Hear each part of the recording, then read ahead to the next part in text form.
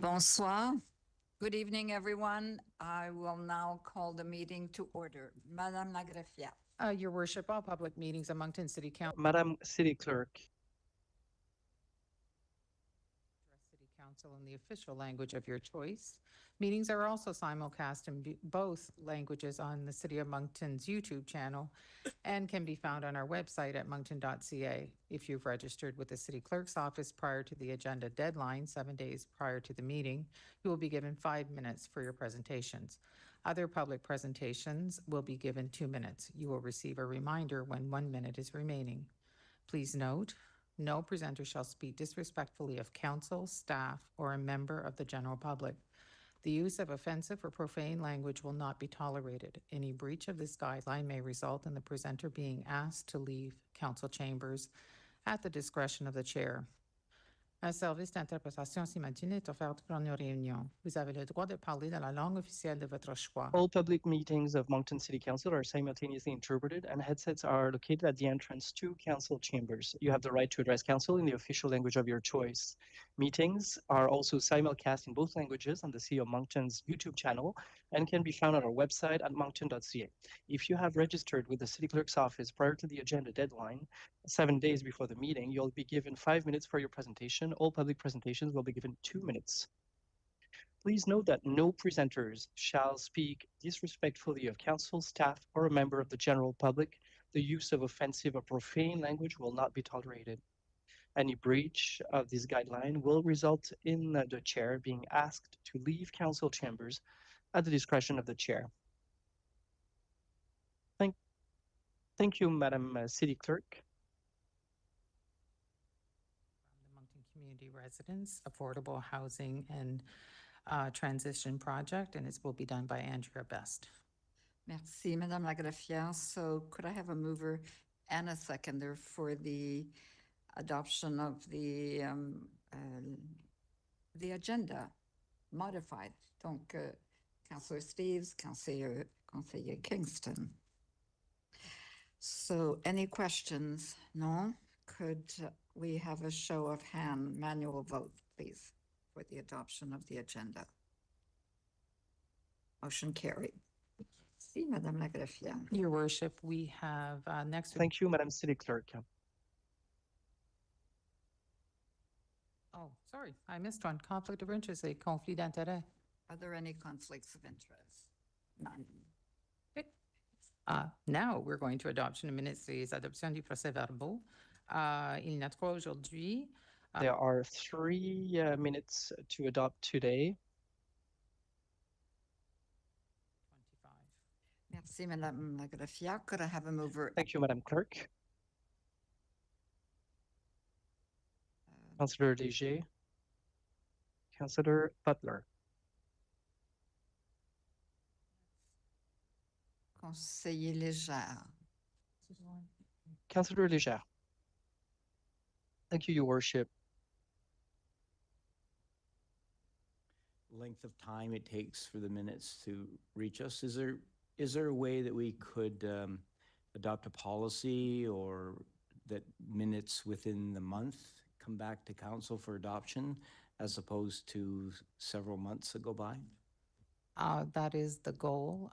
Currently, we have new staff and they're just in transition of training and learning how to do all of the roles. So that's my goal is to have them done at the next meeting, as they were in the past.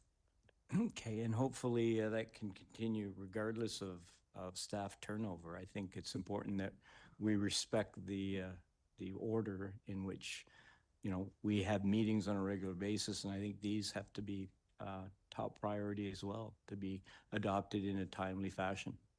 So, thank you. Merci, Conseiller Légère. Any other question? None. Thank you, Councillor Légère.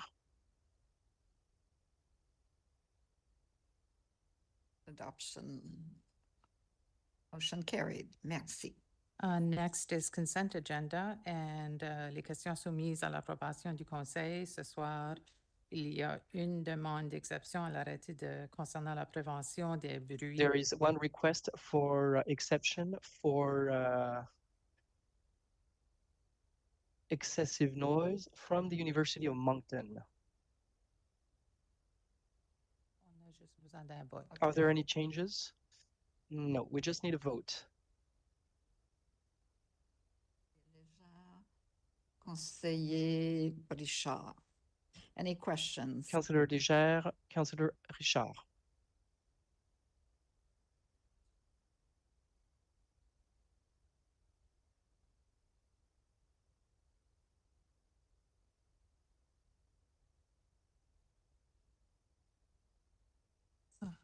We can close the vote.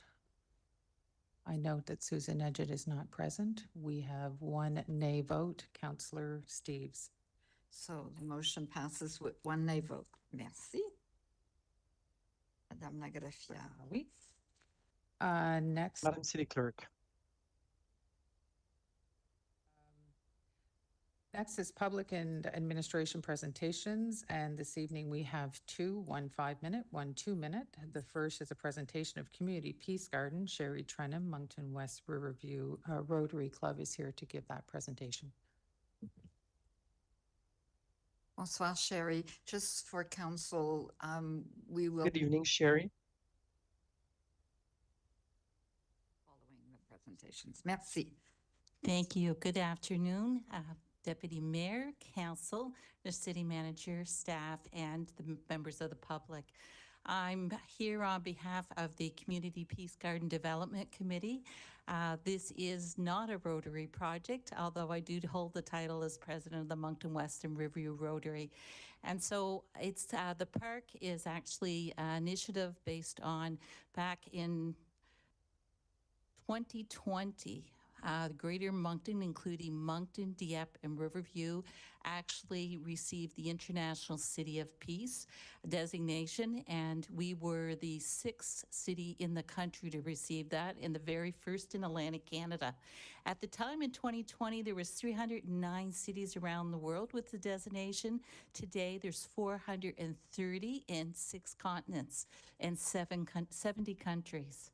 So here's a picture of the Peace Garden. So my presentation is to make the public aware as well as council on this important project. And City of Moncton has been an absolute treat to work with and a delightful partner on this project. We had approached them to see if there was a property within the City of Moncton, within our 4 regional parks, that a peace community garden could be constructed. And the spot that we all agreed on was by Mapleton Rotary Pavilion, or Mapleton Rotary Lodge, as a lot of people know it, in Mapleton Park. We don't count the statistics of the number of people that visit the park each year, but the Rotary Lodge, actually, we do manage the statistics, and we have about 4,800 people visit the lodge and have functions in it, everything from activities of conventions as well as weddings, Boys and Girls Scout, and a lot of community events are held in the lodge. So the park is 82 feet in length, it's 35 feet in width. And the design was done by Vidiris Design, and they in fact did this as an in-kind contribution to the project. So as you can see from your picture at the entrance, so it goes right across from where we have park at the Mapleton Park. So accessibility, it's all flat ground, easy access for anyone that has accessibility requirements or mobility challenges, as well as anyone in the general public walking on the trails. The garden actually will be equipped with signage. There will be a peace pole, and there also will be turtle public art to represent the Indigenous at the entrance. The park will include a picnic table that will be donated. It will be relocated from a current position in Mapleton Park close by, and a pergola with 2 benches that are going to be donated by the City of Moncton. So just to show some of the features of it, and peace poles are unique. There's 250,000 peace poles worldwide. They're all on a registry, and the latest one that was installed was down on the Halifax Harbor front 2 weeks ago by the Rotary Club in that area called Halifax Harbor. So the turtle you see in the picture is only an example. It's not the finished product, but it represents the public art. We will have also Community Peace Garden signage, and the goal is to use that as an educational component as well, so that you can swipe the code and find out about peace poles, Rotary Gardens, and any of the sponsors that actually have donated to this project. And we have a seat wall as well as included in this.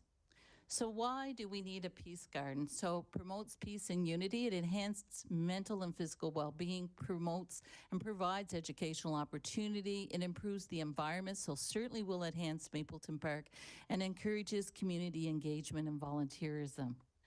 How many plant species in this park? We have 213 plants. And of those plants, the ones highlighted in yellow represent indigenous plants. Sweetgrass, we have 40. We have a mountain ash, which represents the tree that the indigenous use for making baskets, and paper birch, which is the tree that they use for doing canoes and constructing them. So how much is the cost of this project? It's around $100,000. We're working with now a number nursery as well as a landscape contractor finalizing the pricing as well as the signage. We have private donors for the public art and also the Peace Pole right now. So those are looked after. In addition to this, Green Cities Foundation. So the t-shirt that I have on, actually, we have 7 members in our committee. All of us have been complimentary provided with a t-shirt. Green Cities Foundation, this actual application for this project was the first in Atlantic Canada. However, St. John has since made application, and they've started on the first phase of their projects that we're hoping to get caught up.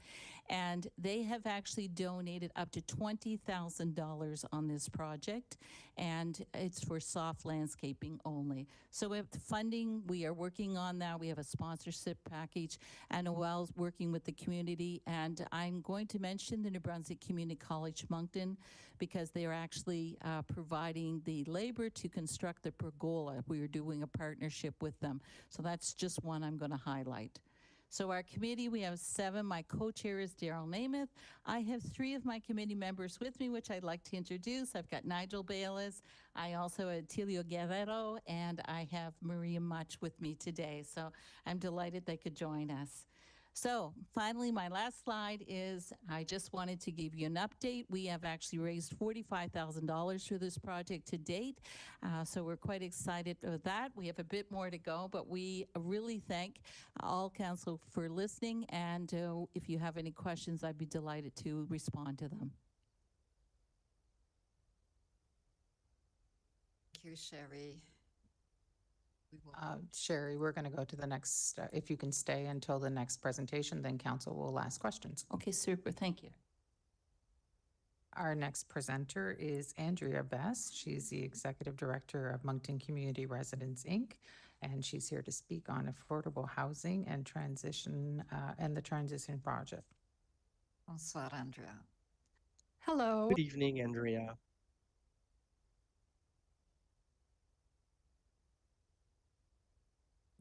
I think he's working on it. Perfect.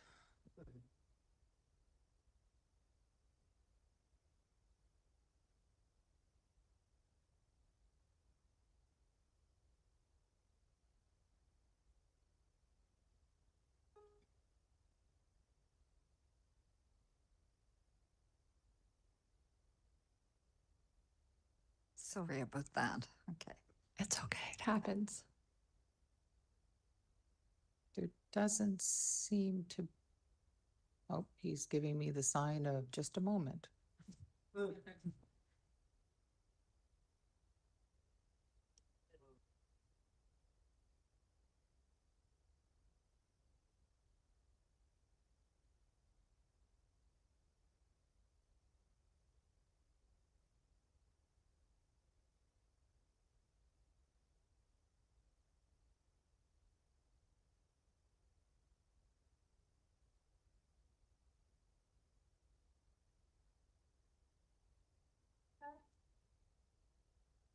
May.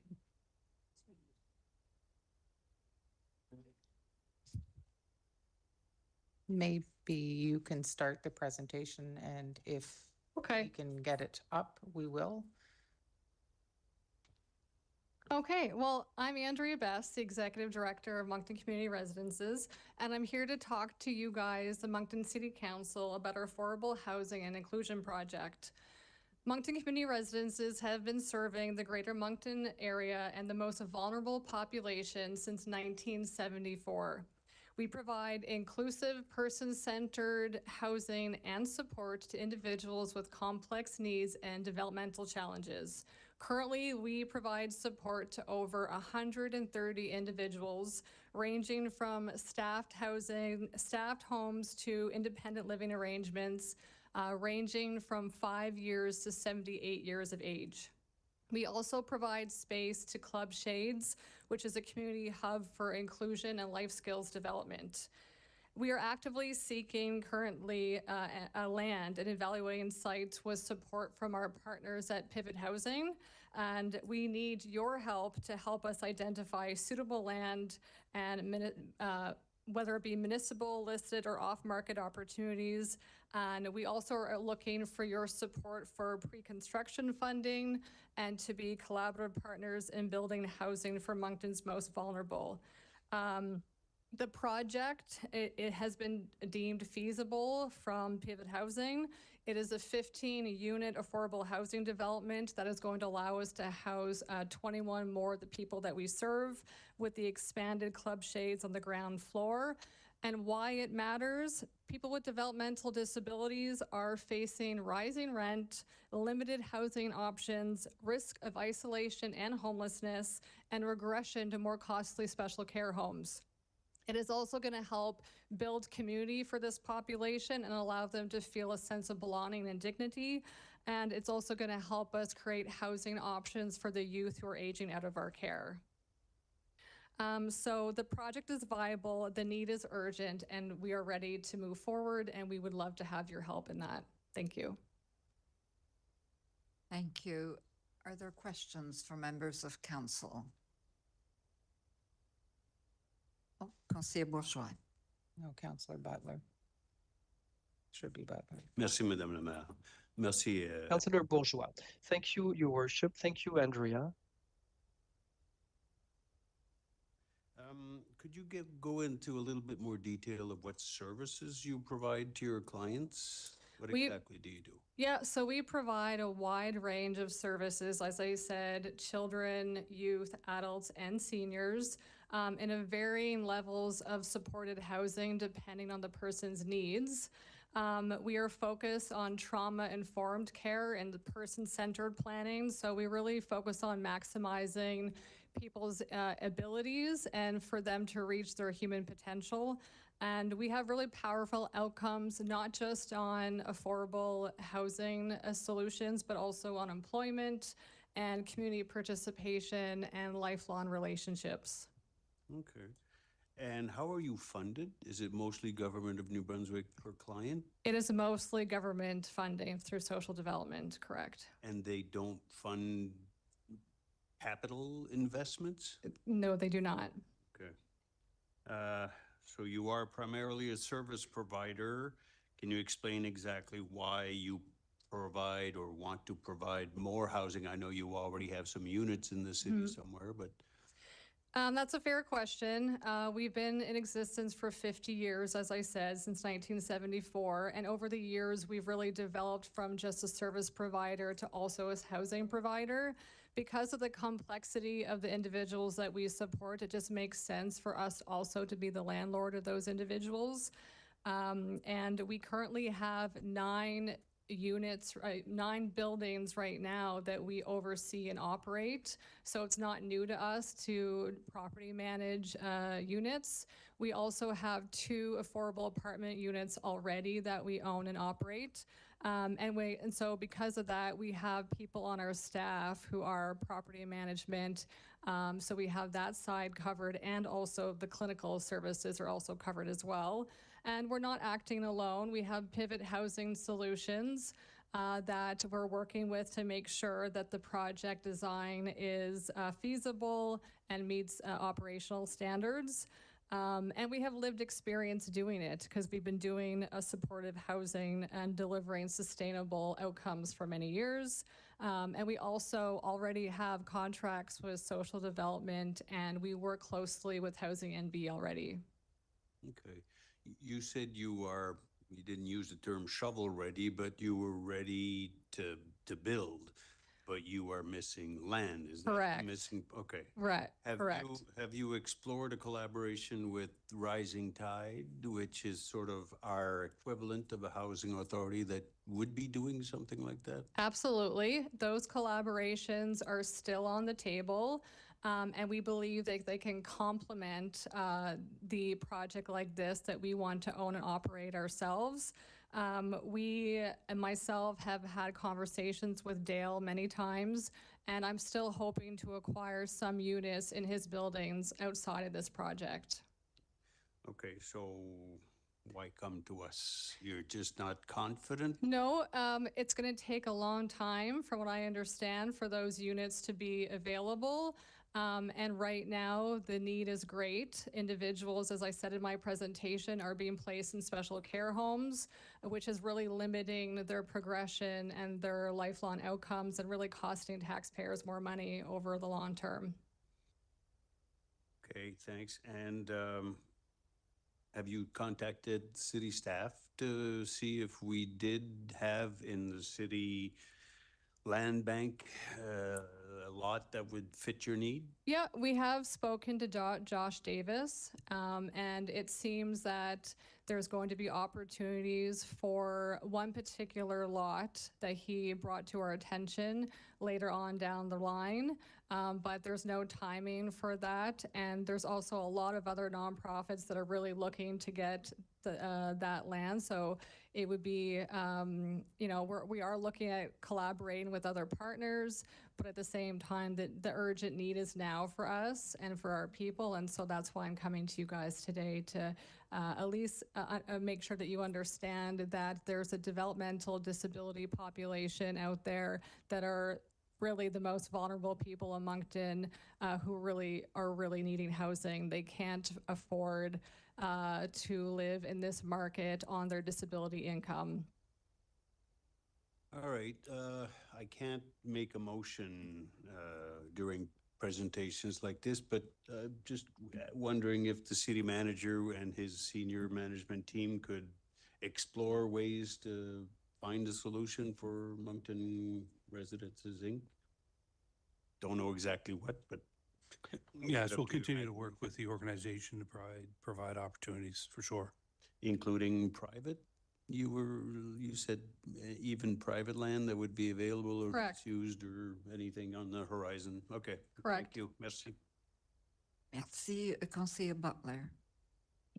Thank you. Thank you, Councillor Butler. It's something that's really needed for sure. You know, we can never have enough housing. So I guess the questions that I had in mind were the same ones that Councillor Bourgeois had stated. So the city manager is going to be reaching out, have staff to reach out to you. And I would really like that. I apologize for not being able to get your presentation up, but hopefully that it can be sent to us so we can have a look at it, just to see what. I sent it to Diane on last Wednesday, so hopefully she can forward it off to you guys. I'm sure it's at our end for sure, but if you could send it to us, that'd be Okay, great. absolutely. Yeah, so we could have a look at it, and I thank you very Okay. much for your presentation. Also, I just wanted to mention, have a question for Sherry, if I could. Oh, absolutely. Yeah, thank you so. Thank you so much, guys. Appreciate it. Sherry, thanks for the presentation. It's not so much a question, it's just a statement.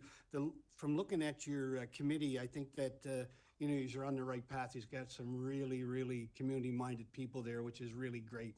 And, you know, that area out there is starting to develop more and more. And we have the university out there that's close to Mapleton Park that, you know, the people, the students could use this also with this Peace Garden. And it's a really, it looks really awesome with the pictures. Do we have any idea like when the opening part would be? So if the funding's in place, we hope to start mid-August with construction. And the goal would be open it on September 21st, which is International Peace Day. So partnerships, the University of Moncton, actually engineering department has approached me to see if there's an opportunity for their students to be able to participate. Rotary with our exchange program for international students, I've been asked, is there an opportunity there as well? So there's a number of groups that are interested since we put on our Facebook which is Community Peace Garden in Mapleton Park. It's certainly some eyes of the general public and are quite interested in the project. Well, that's awesome. I look forward to getting an invite when it opens up. So thank you very much, and also to your committee. Thank you very much. Thank you. Thank you, Your Worship. Thank you, Conseiller. Is there anyone else who wishes to speak? No? Thank you, Sherry and Andrea, both good news projects. Thank you. And we really need more peace parks everywhere. So thank you for this. Merci. Next is administration presentations, les exposés de l'administration, and there's an update from the RCMP. Superintendent Benoit Jolet, officer in charge of Kodiak Regional RCMP, is here to give his quarterly update.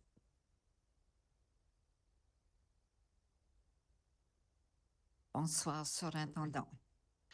Good evening, Superintendent. Members of council, staff. Good evening, Your Worship. Thank all the fathers in the room for your love, dedication, and strength, and a belated Father's Day. I hope everybody had a great weekend, and for all their partners for putting up with Dad the rest of the year. I'll just dive right into it. Speak about community policing first. From May 26th to the 30th, we held another mountain bike operators course and trained various of our members. And if you were in the downtown yesterday and today, you may have seen members on the mountain bikes. We're going to strive to do this every chance that we get in our downtown and in the expansive trail system. On June 7th, 2 of our members attended EnviroFest at the Centennial Park.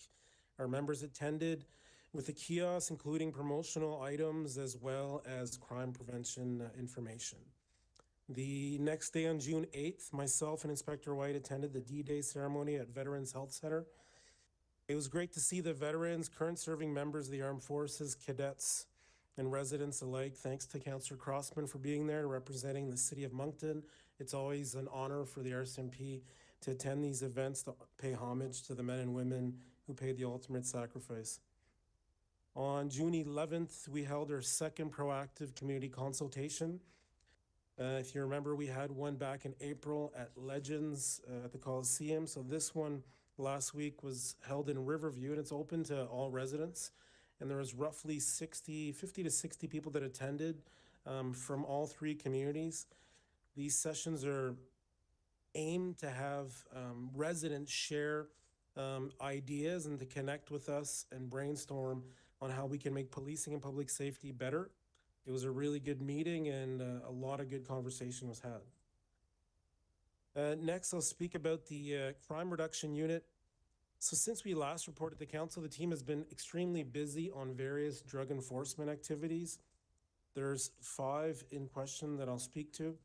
The first was back in April, our team was alerted about a specific target that was allegedly selling drugs at the local shelters and at the Safe Injection Clinic, taking advantage of our most vulnerable.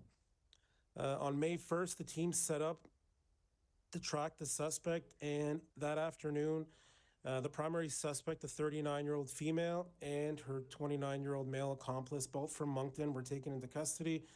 And during that arrest, a good quantity of fentanyl, crystal methamphetamine, illicit prescription medication, contraband cigarettes, as well as cash was seized.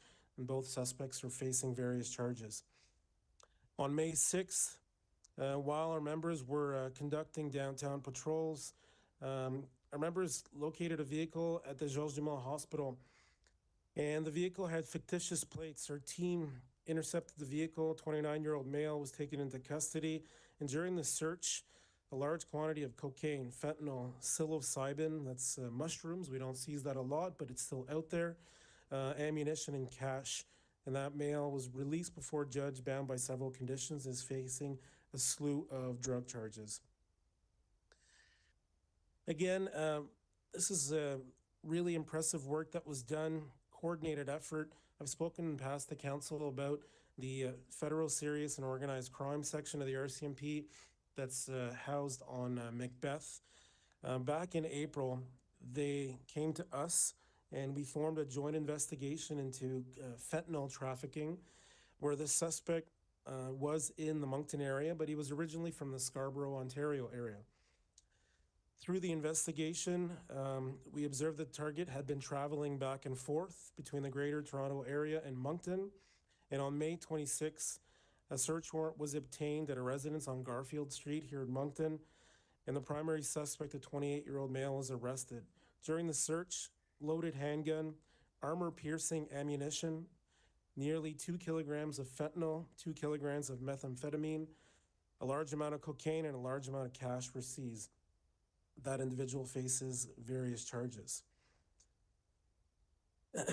Back in the fall of 2024, the Provincial Crime Reduction Unit, this is the unit that's paid 100% by the province and has offices in Moncton and in Woodstock.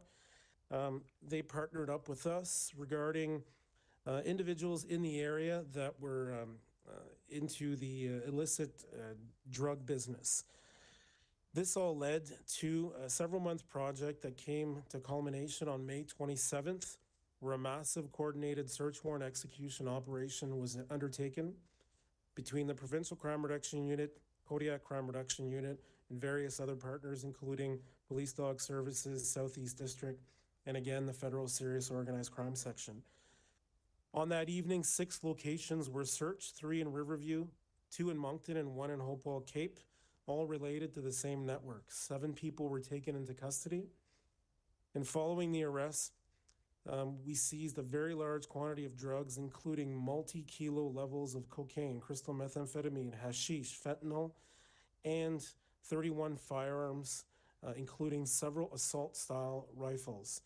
And I'm sure some of you may have seen the photograph. There's firearms in there that are military-grade assault rifles that were seized during the search. So thanks to the coordinated effort in this file, we believe that we've disrupted a large-scale drug trafficking operation in our area.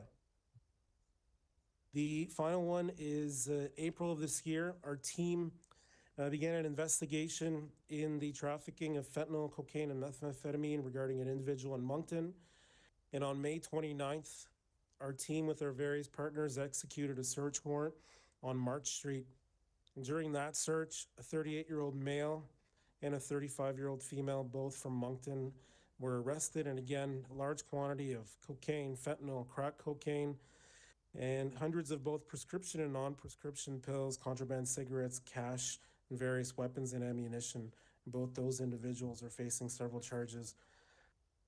It's these are really good results, but we are far from over in dealing with these types of investigations, and our teams are constantly out there, not only looking for the day-to-day things that we see that's very visible, and we've spoken about open-air drug enforcement, our members are doing this on a regular basis, but getting to the dealers and also the suppliers, but also what's concerning is that individual who was bringing drugs from Toronto. So really impressive work by our teams. Next, our general investigation section. On April 24th, our patrol members responded to a report of a robbery located at a financial institution on Main Street. All of our members immediately deployed on scene, and we were there within less than a minute, actually, our first member. And the individual was still inside. He had barricaded himself in a back room, and we took him into custody. And no one was injured. And again, thanks to the quick thinking of the staff there, we were able to arrest him, and he's facing various charges.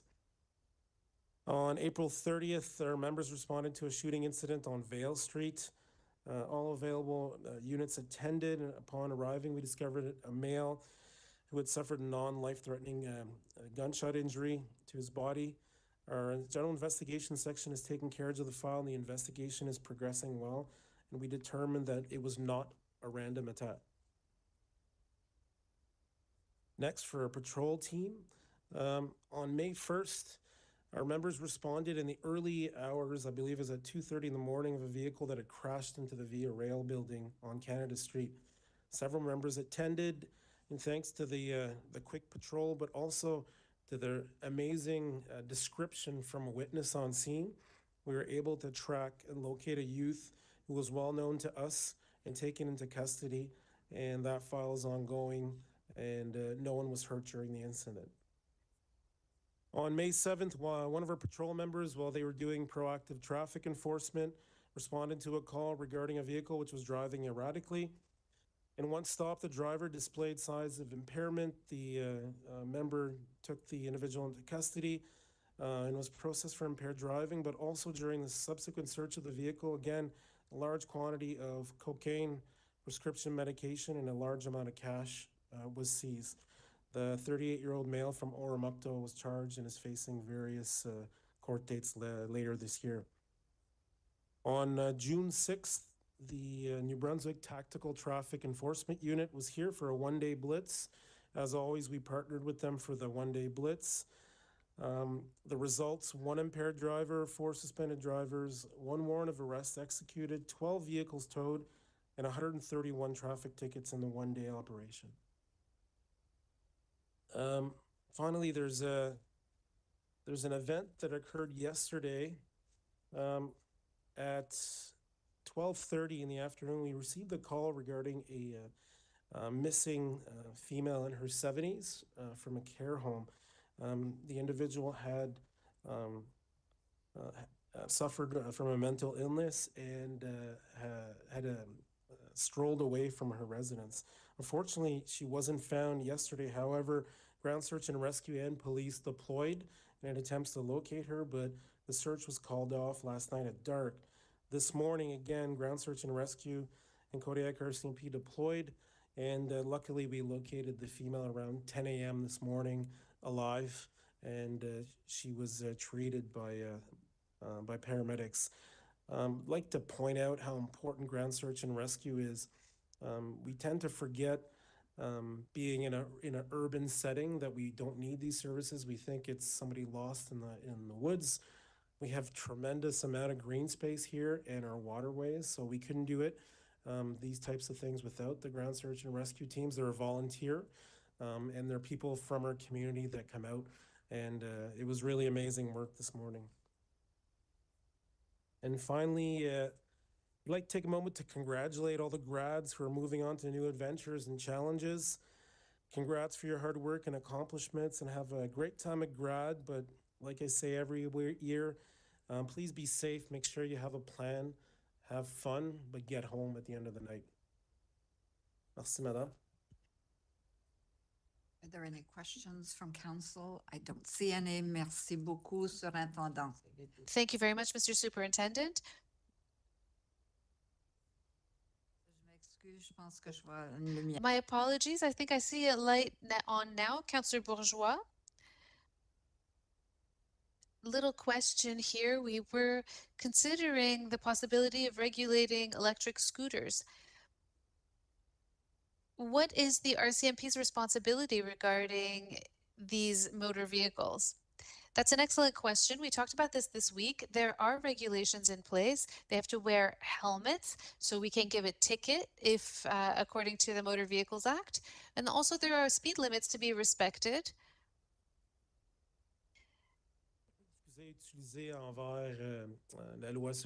So that's something we can use according to the Motor Vehicles Act. Since we talked about it last time, I counted 20 people. 2 of them were wearing helmets and using the street, and the 18 others were all driving on the sidewalk and were not wearing helmets. I've received complaints by several people, especially elderly people or people who have mobility challenges, who need to access sidewalks. So the people who use these scooters leave them on the sidewalks and obstruct the way. That's up to the city to remove them, but some people oppose the fact that these vehicles should be using sidewalks. So I was wondering if you had any intention of apprehending them or ticketing them. Is this something you foresee or no? Oh, we talked about it last week. To be honest, I noticed it myself in the last few weeks. I don't know if it's the city of Moncton that's in charge of this or if it's a private company, but I did notice these a little bit everywhere, in funny areas too.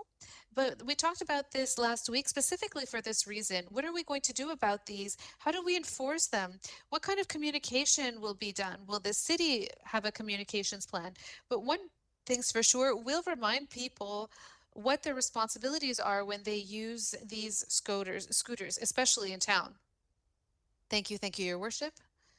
Councillor Legere. Thank you, Your Worship, and thank you for this presentation. Every summer we talk about noise. Now you have bicycle officers here downtown. Do you think there's any hope that we'll be able to ticket people who have very loud vehicles? These vehicles shouldn't normally be making so much noise, so they were probably modified in some way. Do you have anything to say about that? You know, in the evenings, we notice it. If you're close to Wheeler Street, for example, they go from Main Street at extreme speeds. And the noise is proportional. People are getting very frustrated with this situation, and I don't really know what to tell them. I'm frustrated myself. Maybe you have some suggestions about how we can deal with this situation? This is not just a concern for the residents of Moncton. I would say all 3 municipalities in our area struggle with this issue. It might even be a province-wide issue. As I mentioned to council previously, the article of the Motor Vehicle Act is extremely subjective. We don't have instruments that can measure noise. We can use certain dispositions for dangerous, overtaking, speeding, etc., but for noise it's more challenging. I know that the province of New Brunswick is interested in this file, and I know that they're working on something. I don't have a date, I don't have anything specific that I can share with you about this, but I can tell you that I've had conversations with the Department of Public Safety, and that conversations have started to be had. It seems like it's something that got forgotten in the last few years, but I'd say that it's gaining in popularity now. As I mentioned earlier, there are almost 400 articles in the Motor Vehicle Act that we could use other than one that's specifically about noise.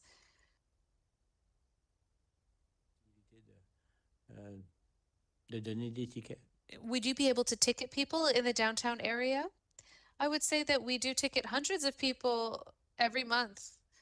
But one thing that's good with what we've started with regards to the last 2 weeks is that we have 2 people that are assigned specifically to Main Street because it is a busy street. People are on the patios and so on and so forth. And I think that the results have been good. Just having a visible presence helps, but then having foot patrols, they can signal to other teams that certain vehicles are problematic. They can call in with the model and make of the car and the license plate so that we can be on the lookout for them. Thank you. I've also noticed that there are many license plates that are not visible. Either they're missing or even cyclists that there are some people that turn their license plates up so you can't see it. Is there something we can do? Is there communication that could be sent out? I think that if we can't identify someone from the license plate, regardless of what's going on, we can't give you the information. So I don't understand how that this can still be happening. What can we do from a communication standpoint or other to solve this issue? What do you think? Well, the people who fold their license plates don't want to be identified. That's why they do it. But what about the ones for whom the paint has worn off? It's illegal to have a license plate that's not readable. I'm sure your agents see them out on patrol. Yes, as far as I know, having a license plate with the paint removed is not illegal because you can still read it. We had a bad product for a few years, so I don't think that it's illegal to have a license plate where the letters have fallen up because when you come close, you can still read them. But it's the kind of thing that we're on the lookout for when we're in the road, on the road. We want to educate people about this. Councillor Crossman. Superintendent, good to see you again, and it was nice to see you and Mr. White as well, shall I call him, I guess, at the event. It was well attended. I've got one question for you and maybe some sort of comment or direction to the CAO that you may be able to help me out on as well.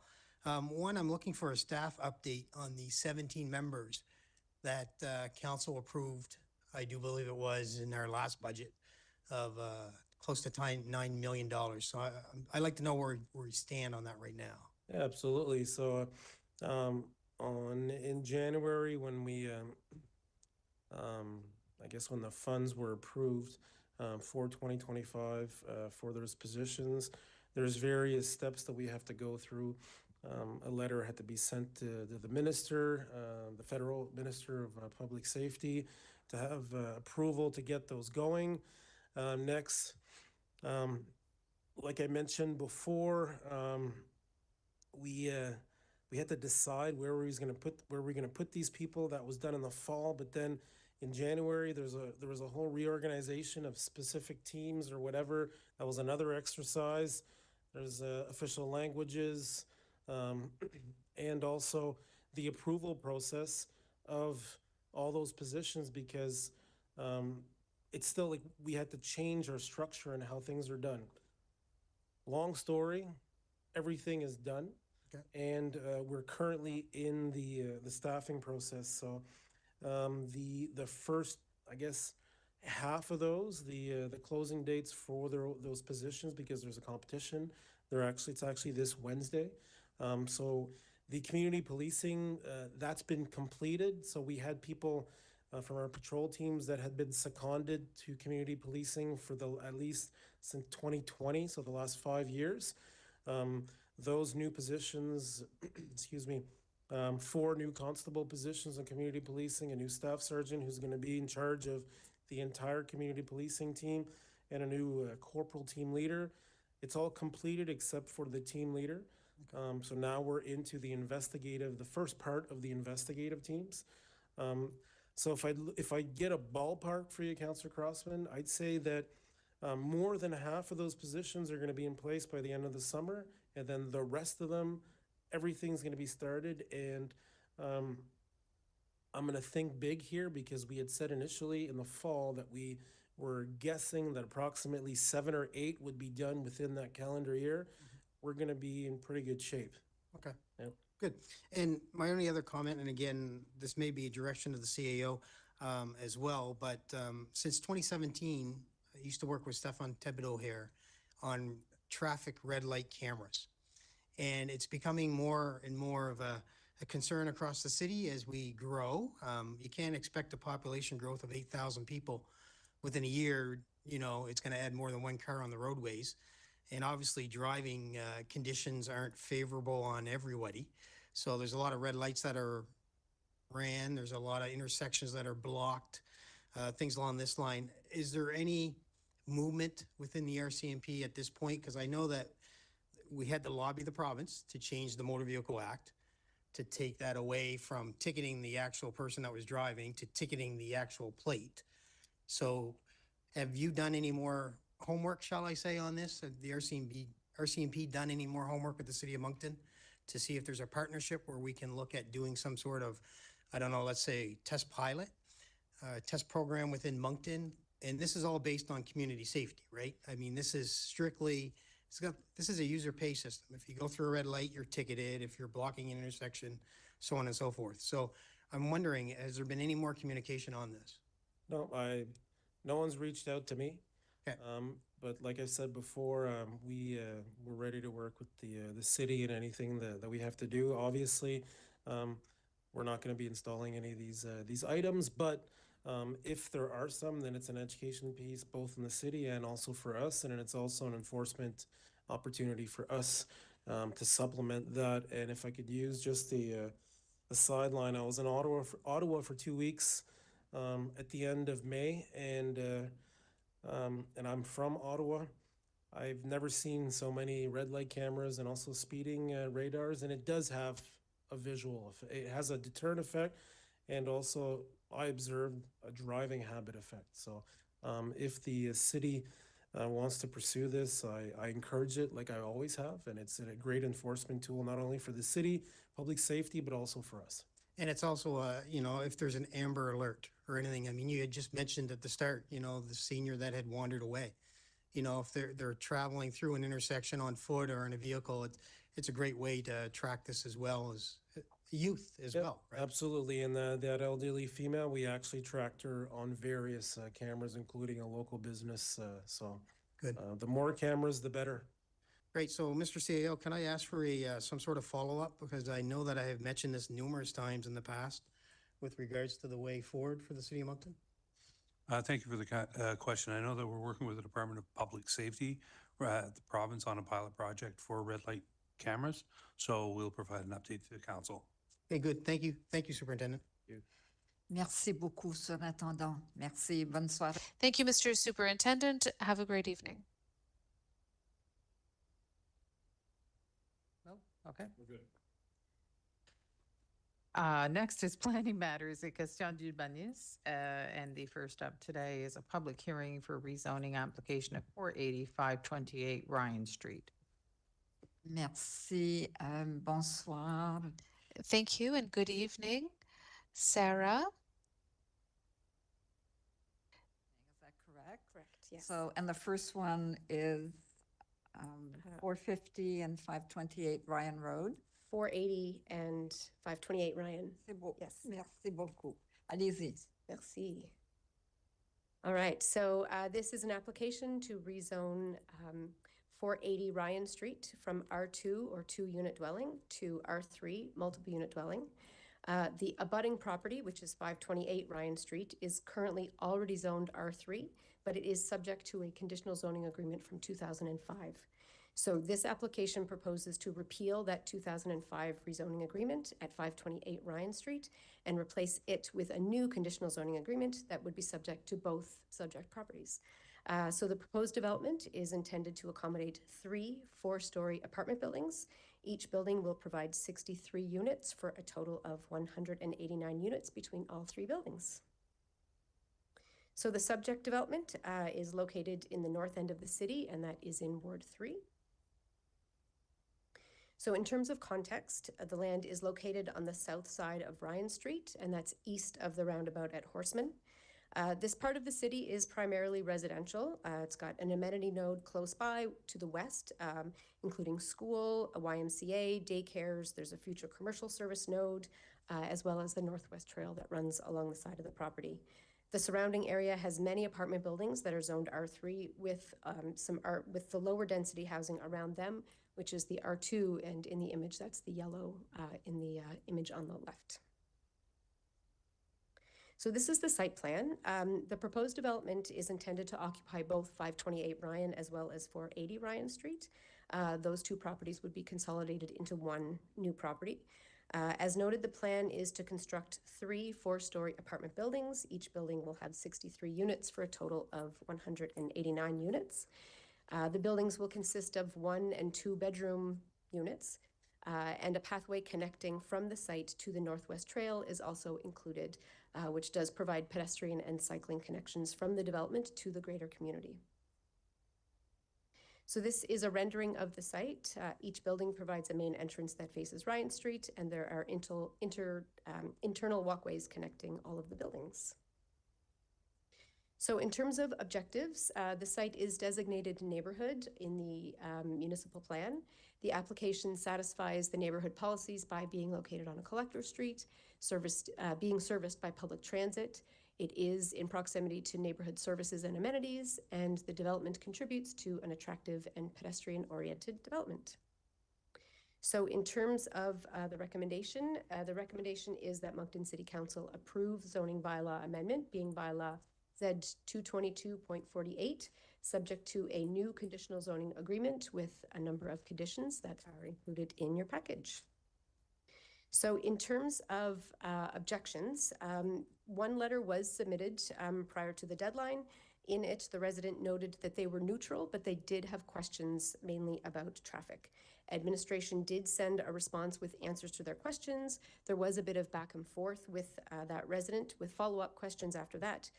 But after that, no further comments were made from that resident. So after that, I am happy to answer any questions. Merci beaucoup, Sarah. Is the applicant here this evening? Or Yes. Does he or she wish to speak? I think they just are here to answer questions if needed. Okay. And the objections, everything is fine? Oh, No further comments were received from the applicant or from the resident, I guess. okay. So I will now allow council to ask questions. Donc, est-ce qu'il y a des questions, conseillers? Are there any questions? Councillor Butler. Is there anybody in the room that wants to object? Okay. Sorry, I'm still learning. Is there anyone in the room that wishes to object to this development? No? So then we will move on to council. So Conseiller Butler. All righty, I'll try her again. Yeah, thank you, Madam Mayor. Thanks, Sarah, for the presentation. So we had talked about this before, and this is the area where we were looking for the four doors, the townhouses originally, correct? No, it's a different property from that. Oh, okay. So when we go back there and I was walking along there the other day just to have a look and see the layout of it. You know, number one, the schools in that area are totally filled now. They're busting at the seams. So, you know, I think that we have to be realistic when people move in there regards to their students even thinking about getting to the school. The second thing is that, you know, we still have, and I know that one of the answers that went back was we talked about the Mountain Road corridor, and we were talking about maybe the ideas down the road about how we're going to fix it for traffic. But you know, I'm not. Whenever we do one of these projects, especially on the Ryan and Mountain Road area, that area, we never ever get something back that we have to do something different, you know, for traffic. It's always, yes, the traffic flow is all right. Well, but you know, before we build in 3 buildings, the traffic flow is not all right up there. That I try to get that across every time a project comes here. I'm not going to try to stop the project, but we have to be realistic to the neighbors when they talk, you know, about what's going on up there. Like, I mean, you take that Horseman, you know, instead of building, you know, I don't want to get into it, but that multi-use path that we built there, very seldom I've ever seen anybody on it, where we couldn't have 2 lanes the other way coming in. It's, you know, it's between 4 and 6, the objector was right, all the way back, all the way up to Barry's Mills and up onto Barry's Mills. You know, that's how bad the traffic is. The other night I was coming there and there was somebody ran into someone else and they wouldn't move till the police got there, and it was just way back, almost to the Coliseum. So, you know, when we talk about these projects, I think that we have to be realistic when we think about the amount. It's nice to say, well, it's close to the pass, they can use their bicycles and things like that, but, you know, there's not 100 people going to come out in the morning, jump on bicycles and head her downtown. You know, they're going to get in their vehicles and they're going to head to work. And also, even with the buses, when the buses stop, you know, the buses take up in their whole lane, And sometimes the traffic gets backed up because of cars coming the other way. One person does want to cross or pass the bus. So I think that, you know, the realistic part of this, when we build these 3 apartments, there's going to be more traffic, which is going to cause more issues. There's going to be more objections because our kids can't go to the school that's in that area. The French school is filled, Les Lemay. The other schools north of Fry, we had to change that. A lot of the kids from the north end are going down to the new one by BMHS. So, I mean, we have to think this. I mean, I realize the north end where Councillor Steves and I are the councillors, that is growing very, very fast. We understand that. And you know, we continue to see the growth, and we like to see growth, but at the same time, there's realistic views and markers that we have to get to. And I just think that, you know, we had a meeting here not too long ago, Councillor Steves and I, with the province regards to, you know, the issues up there with the smell and with the traffic, and, you know, there's so many things going on. So I just, you know, when we talk about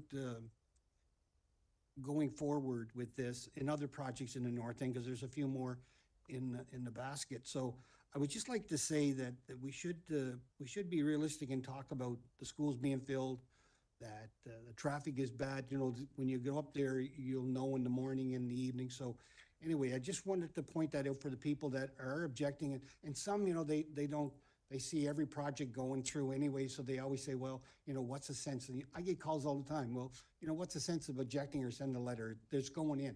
So anyway, I just wanted to bring that attention, but I do appreciate all you do. I do. Thank you, Your Worship. Merci, conseiller Butler, conseiller Bourgeois. Merci beaucoup, Madame la Maire. Merci, Sarah. J'ai juste une question. Thank you, Your Worship. Thank you, Sarah. Just one question.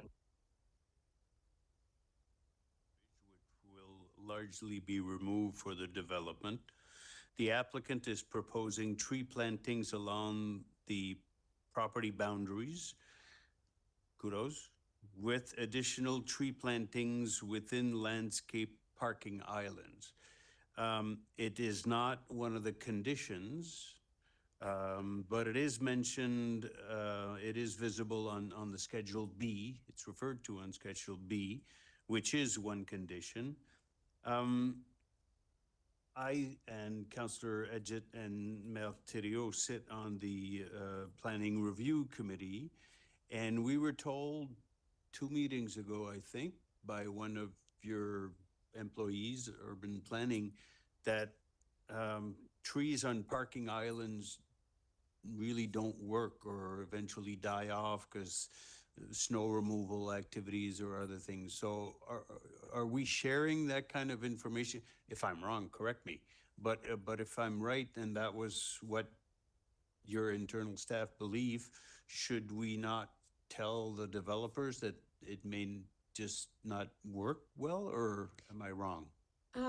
Typically, so when you've got bigger parking lots like this, the islands are bigger. They're required to be bigger to accommodate. It may not be a big tree. It may be a short statured tree. It may be shrubbery, tall grasses, that sort of thing. It is a requirement of the bylaw at this time. So technically they are required to do it.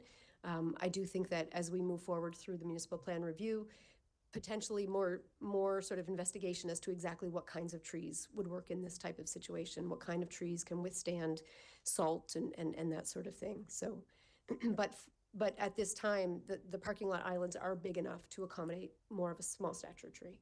Okay, thank you very much. Merci, Madame la Maire. Merci, conseiller Bourgeois, conseiller Steves. Thank you, Your Worship. Thank you, Councillor Bourgeois.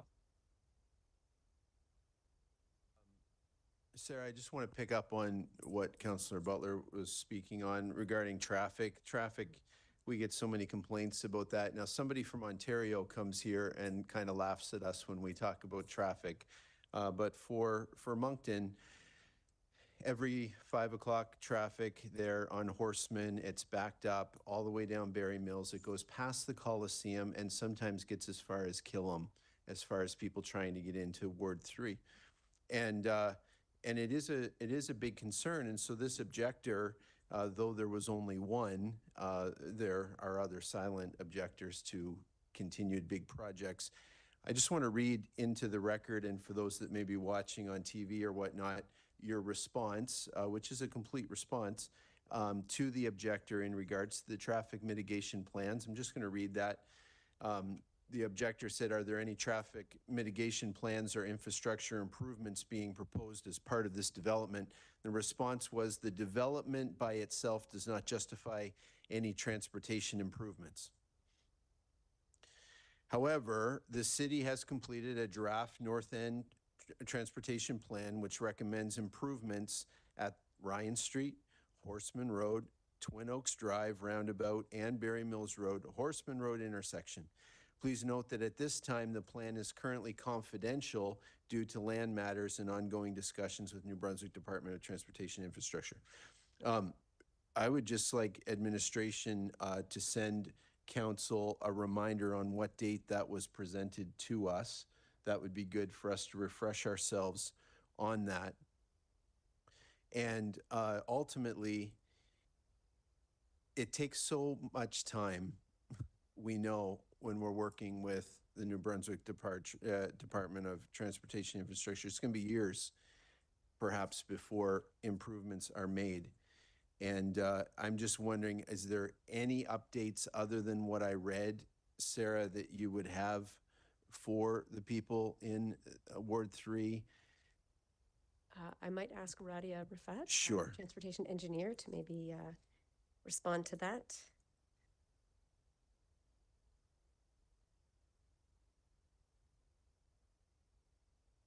Good afternoon, Deputy Mayor Terrio, Councillor Steves.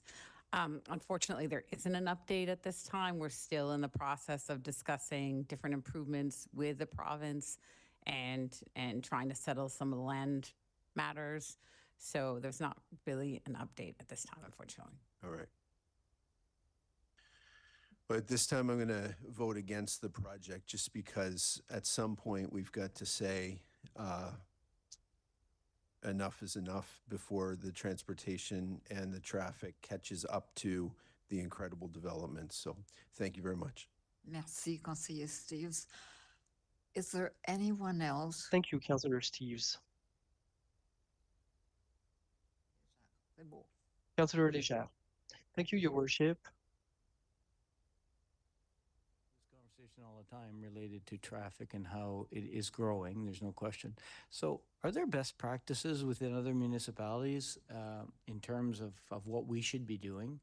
Because we can't expect that, you know, on one hand, we want growth of housing, but on the other hand, you know, you can't continue to simply, you know, do what we do, which is ignore it.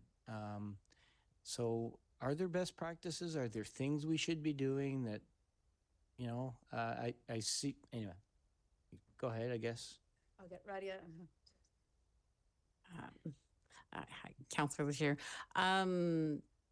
We are following best practices in terms of the way the traffic impact study was prepared is very similar to the way it's prepared in other jurisdictions in terms of the, I guess, the approach to, in terms of looking at, you can't just single out one development. You have to kind of look at all the background development that's been approved, which this study did. It did look at the 2030 forecast traffic, including all the approved developments already in the North End. So it already did look at, in terms of what is going to be generated, what's there, what could be generated, and adding. So it is following the same sort of methodology as other cities would. Other cities are moving more towards looking at different modes of traffic, looking at beyond the peak hour type traffic analysis, which I mean, sadly, as congestion continues, we may have to do. So I think like we are following best practices from across Canada in how we, in the scope that we request for the traffic impact studies and how we assess them. Why are we so slow, though, in I guess, modifying and creating a better flow of traffic? Because what we seem to be doing is we're very good at creating housing, but we're very poor at those changes. Is there something different in New Brunswick that we as a municipality can't move forward on creating larger infrastructure to accommodate the housing needs that we that we need in term, because those traffic delays and backups are getting, and what we'll do tonight, we'll add another probably 100 vehicles to that long line that's already at sometimes, back to kill them. The, I guess in terms of why it's taking us so long is that it's not as you, I mean, council has seen the draft study. The improvements that are left are major improvements that require significant funding. Some of them over for the land acquisition needs would require several years of construction. So it's not that there's not the simple solutions are left. So that probably the simplest solution that's left is the one that's in the traffic impact study about the right turn lanes at the roundabout. But again, that's kind of going to be bringing traffic to Ferry Mills and Horseman, where again, there's a bit of a bottleneck. There's a bottleneck, right? So it's the easy solutions are not there. So that's why we're into the difficult solutions. And that's why it's taking us longer to negotiate, to discuss with the province and negotiate. So, yeah. I think I find it frustrating though, because at one point we're going to have to make a decision that maybe we pause on some development in terms of focusing on the things that we need to do to improve the infrastructure. I mean, you just seem to be pushing it down the road all the time. And I don't think that's fair to residents, to citizens. And so I don't know. Anyway, perhaps the new municipal plan can deal with some of those things, and maybe we don't give the go-ahead to certain developments in certain areas until the infrastructure's there. And then it pushes everyone to have to do that. Just my comment. Thank you. Merci. Merci, Conseiller Léger. Thank you, Councillor Léger. The applicant Sarah, did offer to maybe say a few words about their development. yes.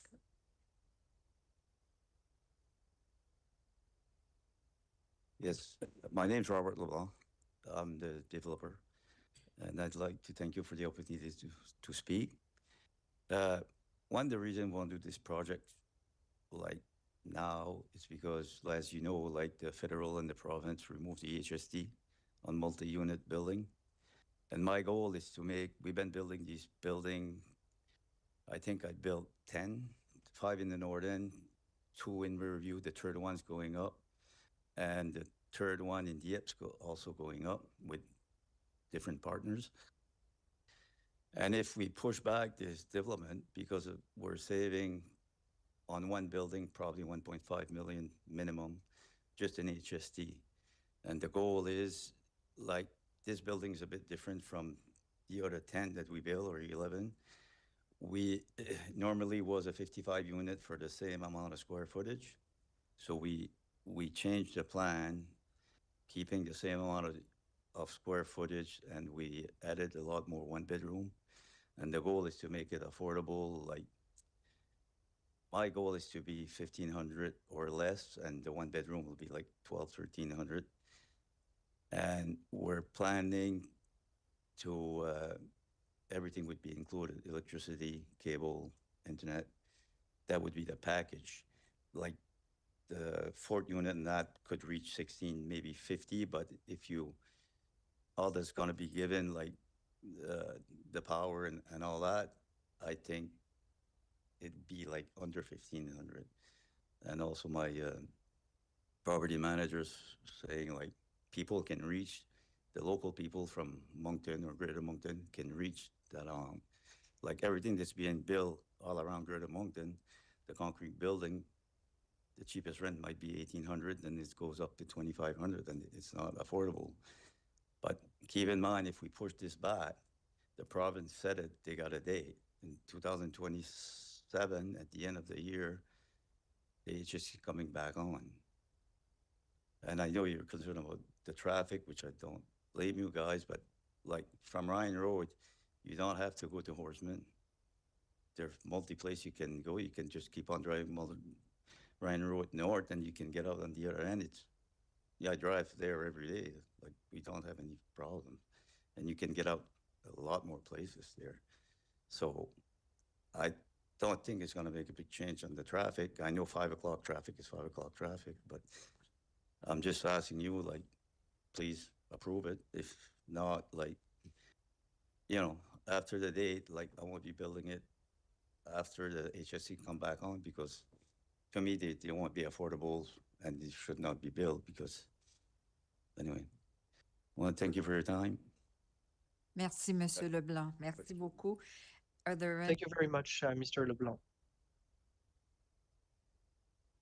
I will declare the public hearing closed. I need a mover and a seconder for the motion. Councillor Léger and Councillor Léger and Councillor Kingston.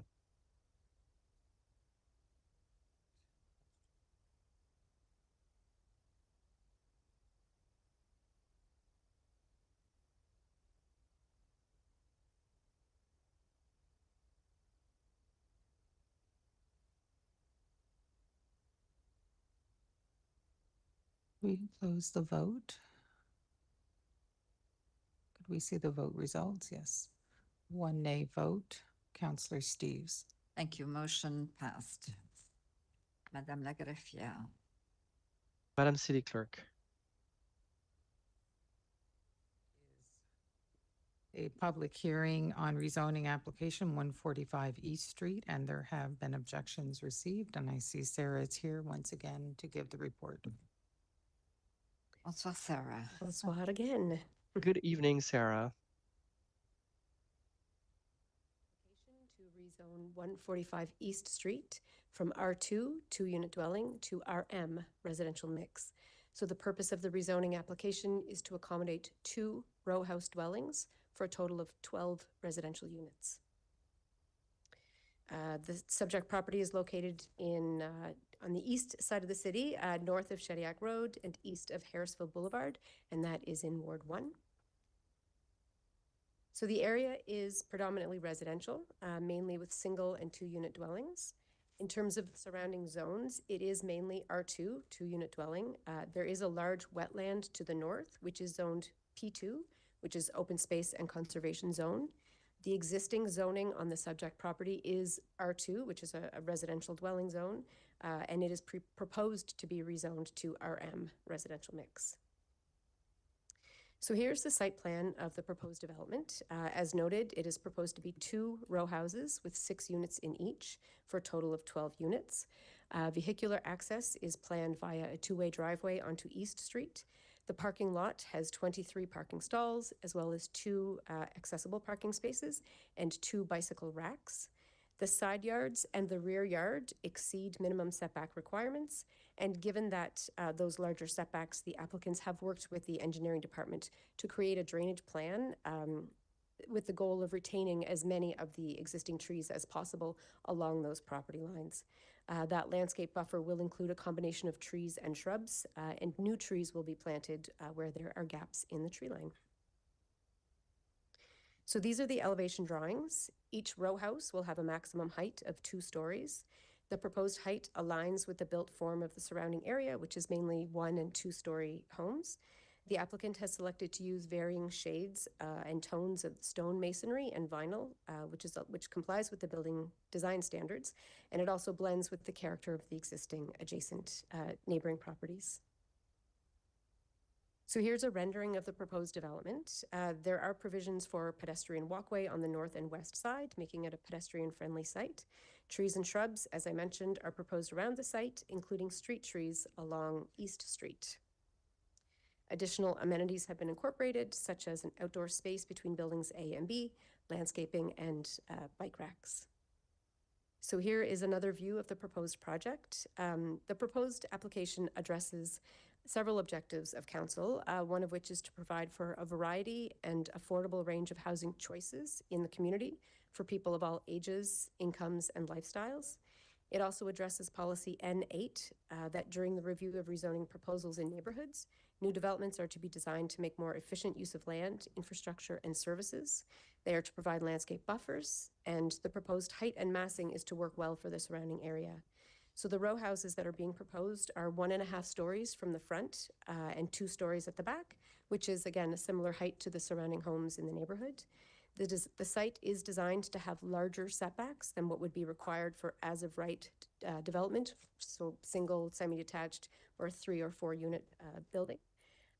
As the site will be surrounded by that treed buffer is also not a requirement for as-of-right development, so that is also something additional.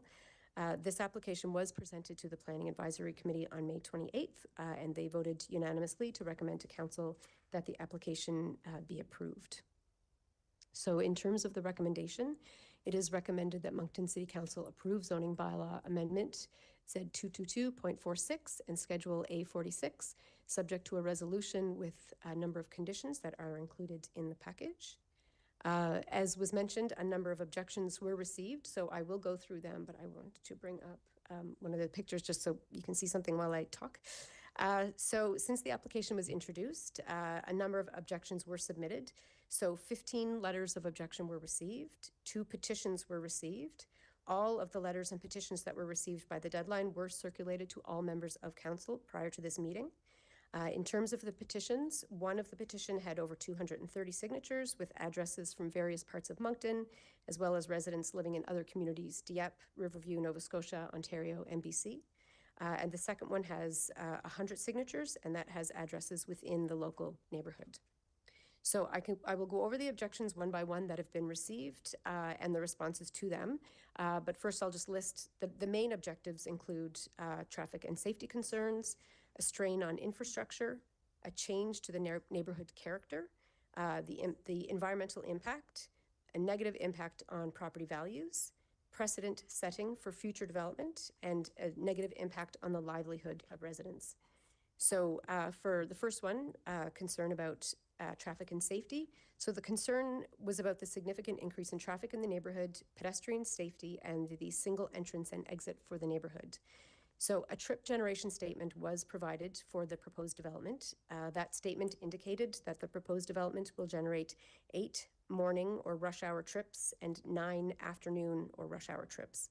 That would be less than 1 car for every 6 minutes during rush hour, and it's not expected to be a noticeable impact on the surrounding community streets. While there is only 1 exit out of the community with the existing residences and the proposed 12 units, it is expected that daily traffic volume on East Street will still be within an acceptable range for a local public city street. The second item, the second concern was a strain on infrastructure. So that one, the concern is that the proposed development could lead to an increased strain on existing infrastructure like water and sewer and roads. So in terms of a response, during the review of the application, the proposed development did have to go through a detailed servicing plan. They submitted a detailed servicing plan. It was reviewed by the city's engineering department to understand the servicing requirements for the development, and it was determined that there is sufficient capacity to support the development's water, sanitary, and stormwater needs. The third concern or objection was neighborhood character. The comments were that the current residential makeup of the area consists of single-family homes with spacious lots and green buffers. A dense townhouse complex would alter the peaceful and open character of the neighborhood, reducing green space and potentially increasing noise and congestion. So in response to that, the proposed development is designed with a height consistent with the surrounding neighborhood of 1- and 2-story homes. The setbacks of the buildings in some areas are double what they would be if they were to develop as a single, 3 or 4 unit lot, leaving more open space than a typical residential lot would provide. The site is surrounded by a treed buffer, which is a requirement of the development that would again not be required if the lot were to develop as of right. And the development was designed to be compatible with the surrounding properties and integrate into the neighborhood. So the fourth issue, concern was environmental impact. So the comments received were that the proposed development would remove mature trees and green space and replace it with concrete. This would lead to increased stormwater runoff, reduced air quality, and loss of biodiversity. The neighborhood supports a thriving population of deer, birds, and small wildlife, and losing this natural habitat would not only endanger the local ecosystem, but also diminish the peaceful semi-rural quality that residents deeply value. So in response, it is important to note that the subject land is zoned for residential use. It is not zoned for conservation. It's not public land, and it's not zoned for conservation or park. The landowners have indicated that the existing large trees will be retained as much as possible along the property lines. And they've created a drainage plan specifically that aims to retain as many of those trees as possible. The landscape buffer will include a combination of trees and shrubs. New trees will be planted, as I mentioned, if there are gaps. And additionally, the developer will be required to meet zero net for stormwater. In terms of wildlife habitat, it should be noted that there is a large area of land just to the northwest side of East Street that is zoned P2, or open space and conservation. It is a protected green space for wildlife and vegetation. The fifth objection was about property values. So introducing high-density housing can have a negative effect on surrounding property values, particularly if it brings architectural inconsistency, inadequate parking, or increased congestion without sufficient planning for visual and functional integration. So as a response, the proposed rezoning to RM, or residential mix, will not permit multiple unit dwellings or high-density development. The RM zone limits density to no more than row houses or townhouses. Again, as noted, the proposed development is designed with a height that is consistent with the surrounding neighborhood. Again, with the larger setbacks, in some areas are double what they would be if the lots were to develop as of right. The tree buffer would be included here. In terms of parking, the development accommodates 25 parking stalls, which is a ratio of 2.08 vehicles per unit, which is similar to a standard residential lot driveway that typically fits two vehicles. As this is a local street, similar to what is used by other residents of the neighborhood, on-street parking would be permitted on the public streets. The sixth objection is that it would create a precedent for future development. So rezoning this parcel may set a precedent for further high-density development. This could gradually erode the quality of life and stability that current residents have invested in and care deeply about. So in terms of a response, each rezoning application is reviewed individually on a site-specific basis. An approval of one application does not grant entitlement or establish an open path for future densification in the neighborhood. The proposed RM zone permits forms of development that are intentionally limited in scale and remains compatible with low-density neighborhoods. In this case, the proposed project is considered low to moderate density. And the last objection was the negative impact on the livelihood of residents.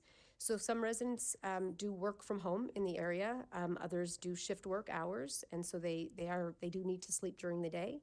And they noted that they were concerned that the proposed development will significantly impact their livelihood.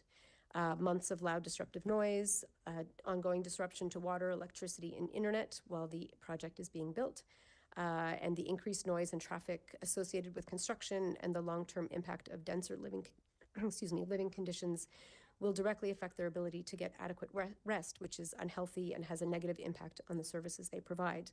Another resident, or several residents, noted their concerns regarding light pollution from the proposed development. So in terms of a response, in terms of the construction of these buildings, the construction is considered to be very simple. They are built with the same methods as a single-family home or a duplex. So the disruption to neighbors during the construction would essentially be the same as building a house on that lot. As for the anticipated timeline, if approved, the landowners would plan to start late this fall and finish by the spring of 2026. In terms of lighting, there are light standards in the zoning bylaw that regulates this kind of lights for these kind of non-single or two-unit dwelling homes. So for example, light fixtures are required to be full cutoff. So that means the shade has to come down over the light bulb. Light can't shine out, it can only shine down. So those are the types of rules that are in place to manage lighting concerns. So that does cover the main objections that were submitted. As noted, all the letters and the petitions that were received by the deadline were circulated to all members of council prior to this meeting, as well as the responses that were sent out from administration.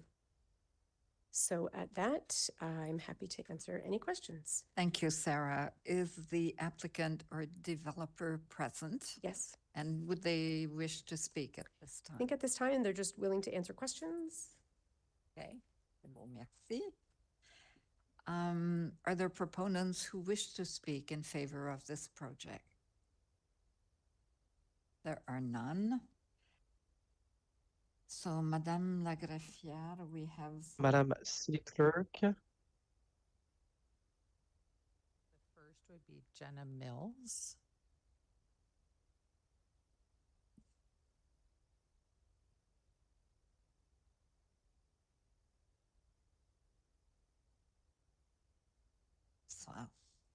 Can you press the button there?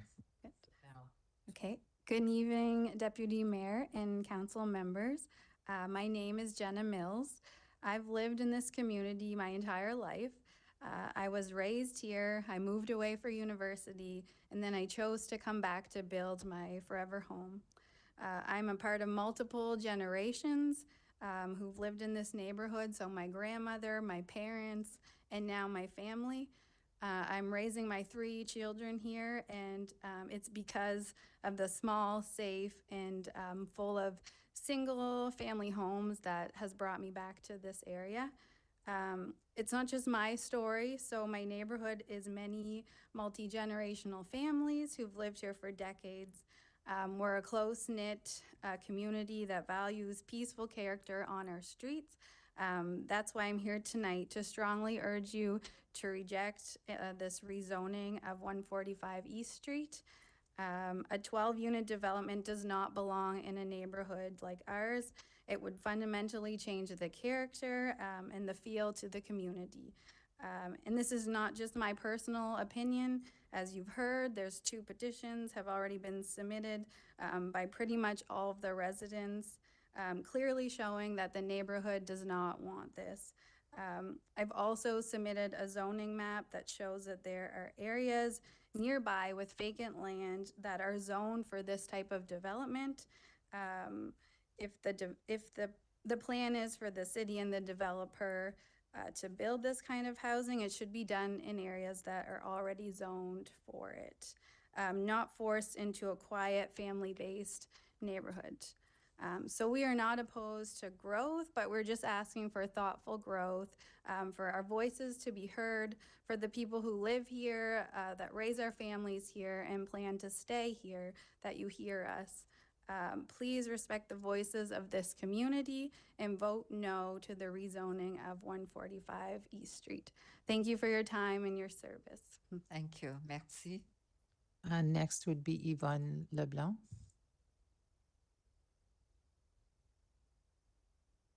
Yvonne Leblanc?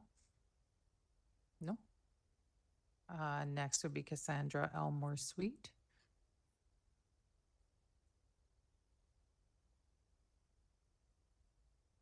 Red is on, okay. Good evening, Deputy Mayor and council members. My name is Cassandra Sweet, and I've lived on East Street for the past 8 years. Over the past few weeks, I've gone door to door throughout our neighborhood to speak with residents about the rezoning of 145 East Street. The original hard copy of this petition was formally submitted to the city clerk's office last week, but I want to take a moment to walk you through what this petition actually represents because the numbers tell a very different story. There are 79 households in our neighborhood, and I personally visit every one of them. I received signatures from 68 homes, which is 86% of the entire neighborhood. But I want to break that down a little further. Out of those 79 households, 6 homes had no one available despite repeated visits, and only 5 declined to sign, 3 of which had personal or professional conflicts of interest, though they voiced their support. One even shared that their daughter cried at the thought of losing the woods behind their home, though he didn't feel comfortable putting his name on paper. 2 others were newer to the neighborhood and admitted they noticed the big sign outside of the property, but hadn't looked too much into it. So if we look at only 73 households where someone was home, 68 of them signed the petition, which means 93% of the reachable residents are opposed to this rezoning. In total, as we've heard, we collected over 100 individual signatures. Many households had more than one adult sign, showing not just breadth, but depth of our concern. This is not a few people speaking for the neighborhood. This is the neighborhood speaking for itself. I know that many of my neighbors have submitted written concerns about traffic, strain on infrastructure, safety, especially with the number of vehicles this development would introduce. The city has acknowledged that there will be an impact, but for whatever reason has concluded it's not significant enough to warrant concern. But I can tell you, as a mother of 2 small children who walks this neighborhood every single day, I do not need a top-down explanation of how I won't be impacted because I know I will be. Every day, I watch vehicles drive way too fast in our neighborhood, and nearly every day, without fail, I wave down at least one car to slow down because my children and their friends are outside on the road that has no sidewalks and is home to a park and has one entrance and an out that protrudes onto a blind hill on Shediac Road. So when it comes to traffic, any additional vehicles are a direct impact on my family's safety. Anyway, that's all I'm gonna say about safety because my focus tonight is on the numbers and the clear opposition that we've documented, but I do hope that my comments are noted. Many of the residents I spoke to felt discouraged and disheartened and quite honestly feel like this hearing is just a formality, that the decision has already been made and their voices don't matter. But I believe they should. And I believe that you council members want to do what's right. You're being asked to make a very difficult decision to weigh the voices of the people who elected you against the interests of a private developer in the city's long-term growth plans. To us, approving this rezoning sends a clear message that when residents speak up, even in large numbers, they can still be ignored. And if that's the case, respectfully, what is the role of public consultation? We're not asking you to oppose all development. We're asking for responsible, contextual development, the kind that fits the zoning that already exists and respects the character of this neighborhood. If this project doesn't meet the current zoning, then it should be redesigned or placed somewhere that it does. That is the developer's responsibility, not the burden of the community to absorb. Just because you can approve this rezoning does not mean you should. We've learned time and time again throughout history that communities grow best when change is done with them, not to them. This should be a hard decision because, again, you are being asked to draw the line between growth that works with people and decisions that ignore them. We've done our part. We are speaking clearly and respectfully. I truly do hope I am. Now we're asking you to show us that our voices still matter. On behalf of myself, my family, and my neighbors, many of whom are here tonight, please reject this rezoning application. Thank you. Thank you, Cassandra. Is there anyone else who wishes to speak, who opposes this project? No. So does the applicant wish to address some of the concerns expressed by those who oppose? No? No. No? So I will open it to council members for questions. Any questions from colleagues? No questions? Councilor Butler. Thank you, Deputy Mayor. Sarah, in the neighborhood, so these are going to be rentals, I take it? Yes. Okay, so in the neighborhood, is there any rentals as of now in that neighborhood? There would be no way for us to know. No, I shouldn't say that. There are some, yes. How many? I'm not sure. Yeah. But it's mostly, It's primarily owner occupied. When we sent out public notice, there were some that the address was sent to a different location, but not a lot. okay. That was my question. Thank you. Thank you, Councilor Butler. Conseiller Bourgeois. Merci, Madame la Maire. Merci, Sarah. Thank you, Your Worship. Thank you, Sarah. With the present zoning, I'm rough guessing, but I don't think we could fit more than 2 houses. If the way it's shaped, you can't put like a U-turn. It's not big enough for a street or even a cul-de-sac. So I can't imagine 3 slivers being able to fit in that. So we'd have 2 units instead of. There's actually, it's a big lot. There's 50 meters of frontage. So it actually could technically be subdivided into 3 lots. What do you think? Each lot could, yep. And they do meet the frontage requirements for 4 units actually on each lot. Okay, because I'm looking southwest of that square.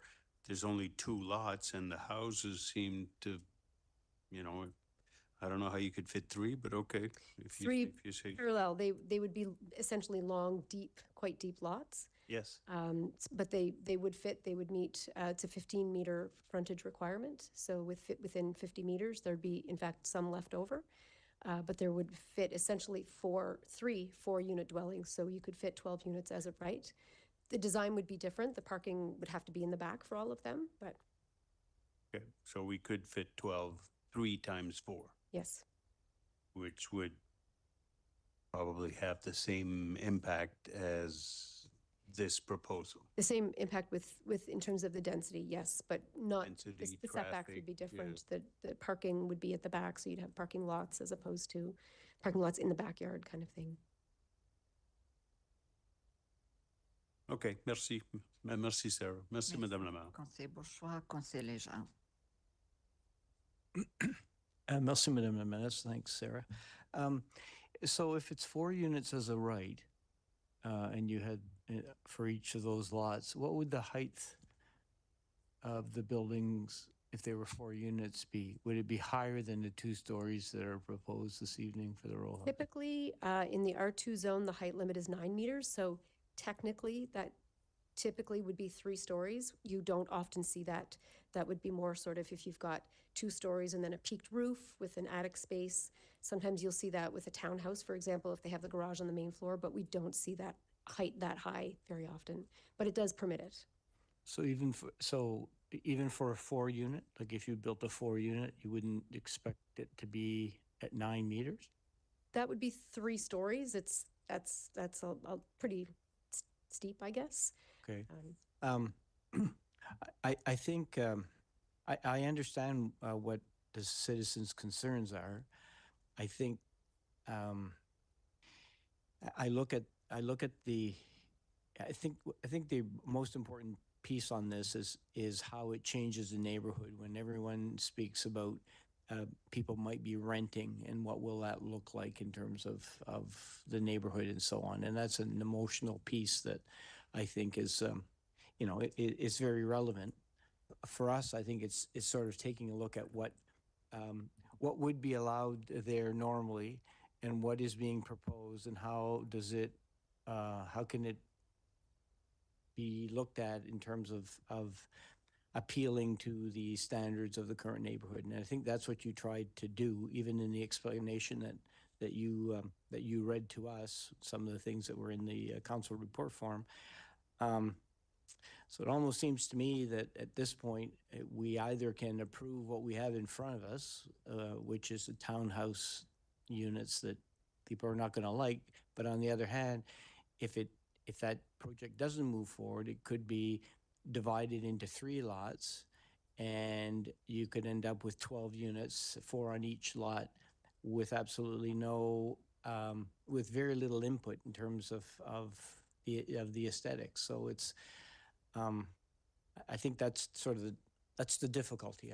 I understand it, and I think that's it's difficult because it's change, and it's change for the neighborhood, and no one has any guarantees on that. So anyway, I was curious as to what the right was on the property, and you answered that, and the height. And so I think it is a difficult decision, but I think I understand sort of what you're presenting as a possibility of the best fit for the neighborhood, perhaps. So thank you. Merci. Merci, Conseiller Legendre. No more questions from council. So is there anyone else who hasn't spoken who wishes to speak? And it has to be new information. If not, I will declare the public hearing closed. And I need a mover and a seconder for the motion.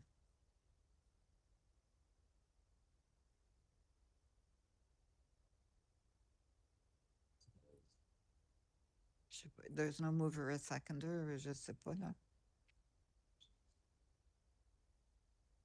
Il y a monsieur qui veut parler là.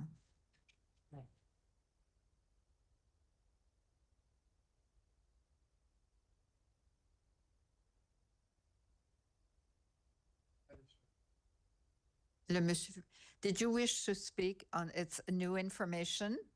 Is that correct? Yes, please do so.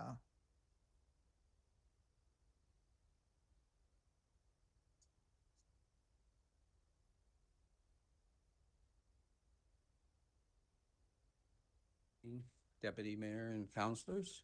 I'm a resident on East Street all my life, and it seems that every time that since the city become on board in the community. Could we have your name, please? John Carter. Okay? Thank you. And I don't know when the city amalgamated and took our area into the city, but we seem to have different things as things expand and develop. And we've come on several occasions and have, give our pros and cons to what's going to be developed, but the city always seems to leave a deaf ear towards us, eh? We objected to the Harris Boulevard and different things that has come our way. And when they put in the Harrisville Boulevard, they closed Workman Street. So now our subdivision only has one exit out. We're on a blind hill, and it's on a turn and a hill. So it's a hard exit looking to get out. We've asked to have something addressed on that. It's never been followed up. And now we have the people in the community have spoke. We're supposed to live in the democratic country, and we have a big majority saying, no, we don't want this rezoning, okay? And that property wasn't purchased that long ago, and whoever purchased this must have been aware of the zoning. So I don't see the issue, and there's all kinds of property elsewhere in the area that's zoned properly for what they want to build. So I just. Thank you, Mr. Carter. Okay, thank you. So is there anyone else who wishes to speak? If not, is there a mover or a seconder? If there isn't any, then the motion has. Is there someone who was it? Oh, Councillor Edgett, sorry. Go ahead. Go ahead, Councillor Edgett. I need a seconder for the motion. If there is, you will second it, Councillor Butler? So we'll move to the vote.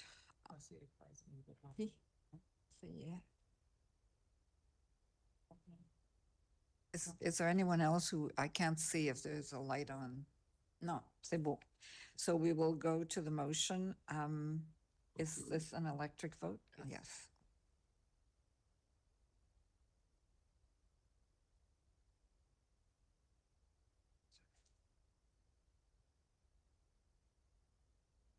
Can we close the vote or see the results of the vote? There's 6 for the vote, 3 nays. Councillor Butler, Councillor Legier, and Councillor Kingston voted nay. So the motion passes. Merci. Madame la greffière. Madam City Clerk. Oh, no, sorry, my bad. I'm moving urban planning. Next is a tentative subdivision agreement of the Vineyard Unit 1, and I believe that Paul Edgar is here to provide the presentation.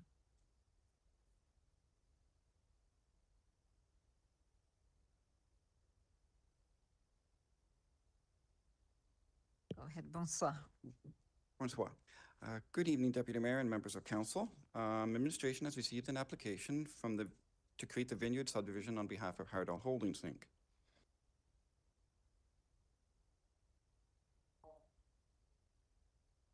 Oh, too many. Sorry. The subject property is located on Elmwood Drive in Ward 1. The aerial photo here shows the area outlined in red that we're speaking about tonight. It is on the east side of Elmwood Drive, located between Castleton Road and Cormier Avenue, and is approximately 500 meters north of Granite Drive.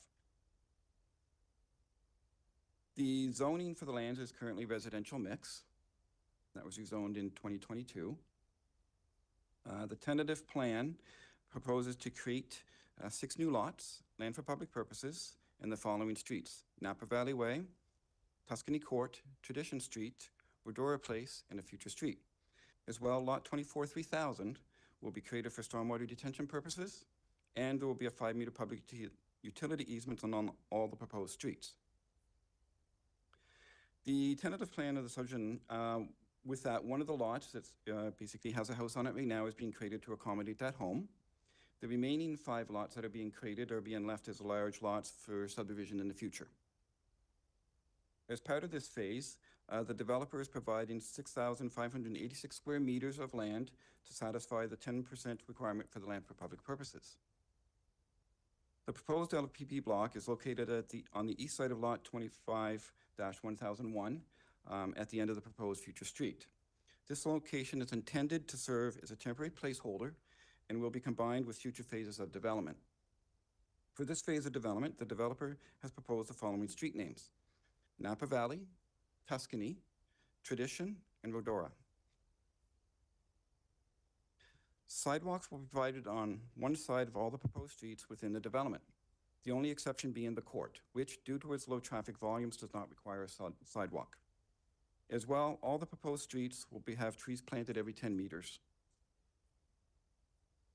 The recommendation: the Planning Advisory Committee recommends that Moncton City Council assent to the location of Wa Napa Valley Way, assent to the location of Core Tuscany Court, assent to the location of Rue Tradition Street, and assent to the location of Place Rodora Place, and assent to the location of the future street, and assent to the location of land for public purposes. The subdivision, if approved, should be subject to the conditions listed in your council report. It's noted here. Thank you. Thank you, Paul. I need a mover and a seconder for this motion. Do I have one? Councillor Crossman moved, Councillor Kingston seconded. So questions from colleagues? Councillor Richard. Merci, Maire Asterio. Thank you, Your Worship.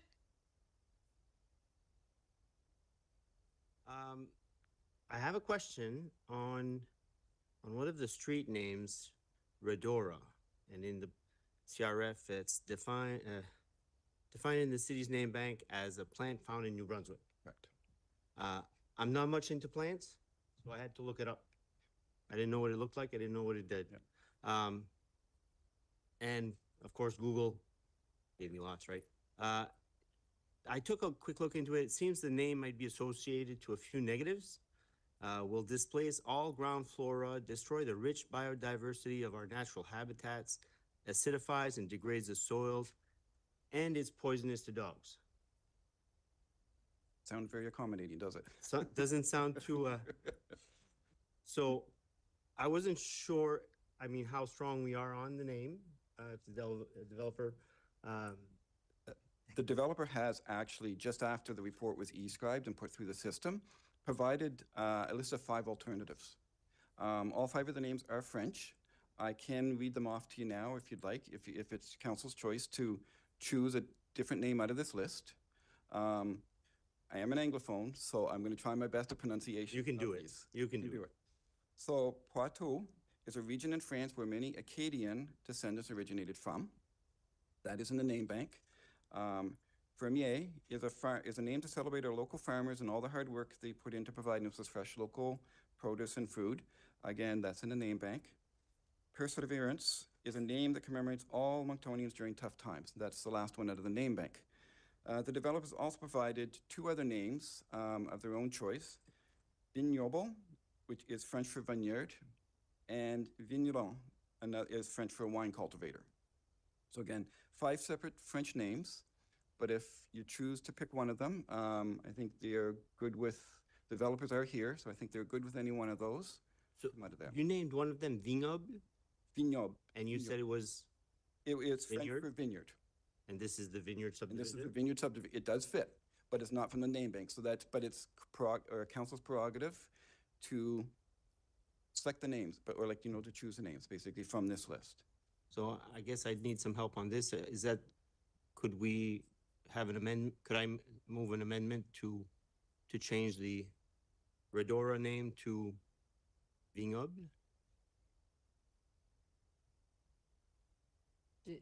So you wish to make, Well, I'm asking the question if I can do that. yeah, go ahead, please. Yes, you can move the motion here with that amendment to it, to change Redora to Vinub. Okay, because the motion's been moved. I'd have Has to it? make an amendment. Has it been moved? I didn't. It's Okay, been moved. so you would be proposing an amendment, which would have to be voted on first before we Okay. vote on the main motion. Okay, so I like Vinub versus the poisonous dogs. Yes. I would move the amendment to change Redora to Vinub, which would actually go well with the vineyard subdivision. Do we have a seconder for Vinhob? Conseiller Léger? Merci, conseiller Richard. So, conseiller Bourgeois? I think we have to vote on the amendment first, Before- and then can come back to me. So, do we not move? We have a motion, we have a second. Yes. We have a vote. C'est beau. So, Vignoble, please raise your hands. C'est beau. Merci, conseiller Richard. Thank you, Councillor Richard. Thank you, Your Worship. When they come back to council with the name for the future street, that they would also try to have maybe a French name. I'm pretty sure that there are a lot of French variety wines that we could find, Sancerre, Languedoc, I'm sure that but I'll leave it up to the developers with their discretion to find one instead of future street. Yeah, for sure. Yeah, and the future street's just kind of a placeholder at this time, so Yeah. it definitely will have a proper street name. in the future. Eventually, Yeah, when we go into Unit 2. So, And kudos on your French. thank you. Merci, Madame la Maire. Merci, conseiller Bourgeois. Conseiller Kingston. Merci, Madame Mattis. Thank you, Paul. I'm just getting picky on the names. Thank you, Councillor Richard. On the CRF, Napa Valley has two Ps. Further on down, it has the one. I believe it's NAPA. Is that, I've never seen it with two Ps. There's That two. could be a mistake on my part. No, I'm Apologize. just Yeah. inquiring. I did work for Napa Canada for 20 years when it was NAPA, and I'm assuming it's NAPA. There's two occasions on the CRF where it's NAPPA, and again, small potatoes, just thought I'd point that out. Right, okay. Thank you. Merci, Madame Mattis. Merci, conseiller Kingston. Conseiller Crossman. Thank you, Your Worship. Paul, thanks for the presentation. Just one quick question, I guess, is more concerned about the updating to Elmwood Drive that seems to be lagging. So as I look at this, I do see the traffic study was done. I went through this entire CRF, but I also see here that traffic signals are part of the developer when the left turning lane is in based on, I think it's 148 doors or somewhere in that area. 149, yeah. So the developer understands this, right? That moving forward, should this get approved today, that we're still under that, I guess, restriction of Elmwood Drive not being properly widened for the development that we want to see out there. Correct, yeah. It was their traffic engineer that actually had these conditions, recommendations in the report. So we transferred them into our report as conditions. Okay, and that was done through WSP? Correct. Yeah, perfect, great. They're great people to work with. They seem to do a great job on traffic, so. They are. But I just want to make sure on the record that Elmwood Drive is still stressed by waiting for updates. Yeah. And we cannot expand our housing developments out there until that is justified. Okay, good. Yeah. Thank you, Paul. I appreciate it. Thank you. Merci, conseiller Crossman. There are no other questions, so we voted on the amendment, so now we vote on the motion. Is that correct? Yes, and the motion's up there with the. The motion is on the screen with the change of name.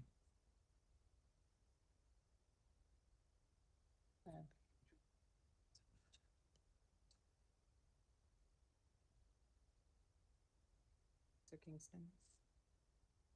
Conseiller Richard? Okay. Can we see the results of the vote? One nay vote, Conseiller Léger. Motion carried. Merci. Thank you.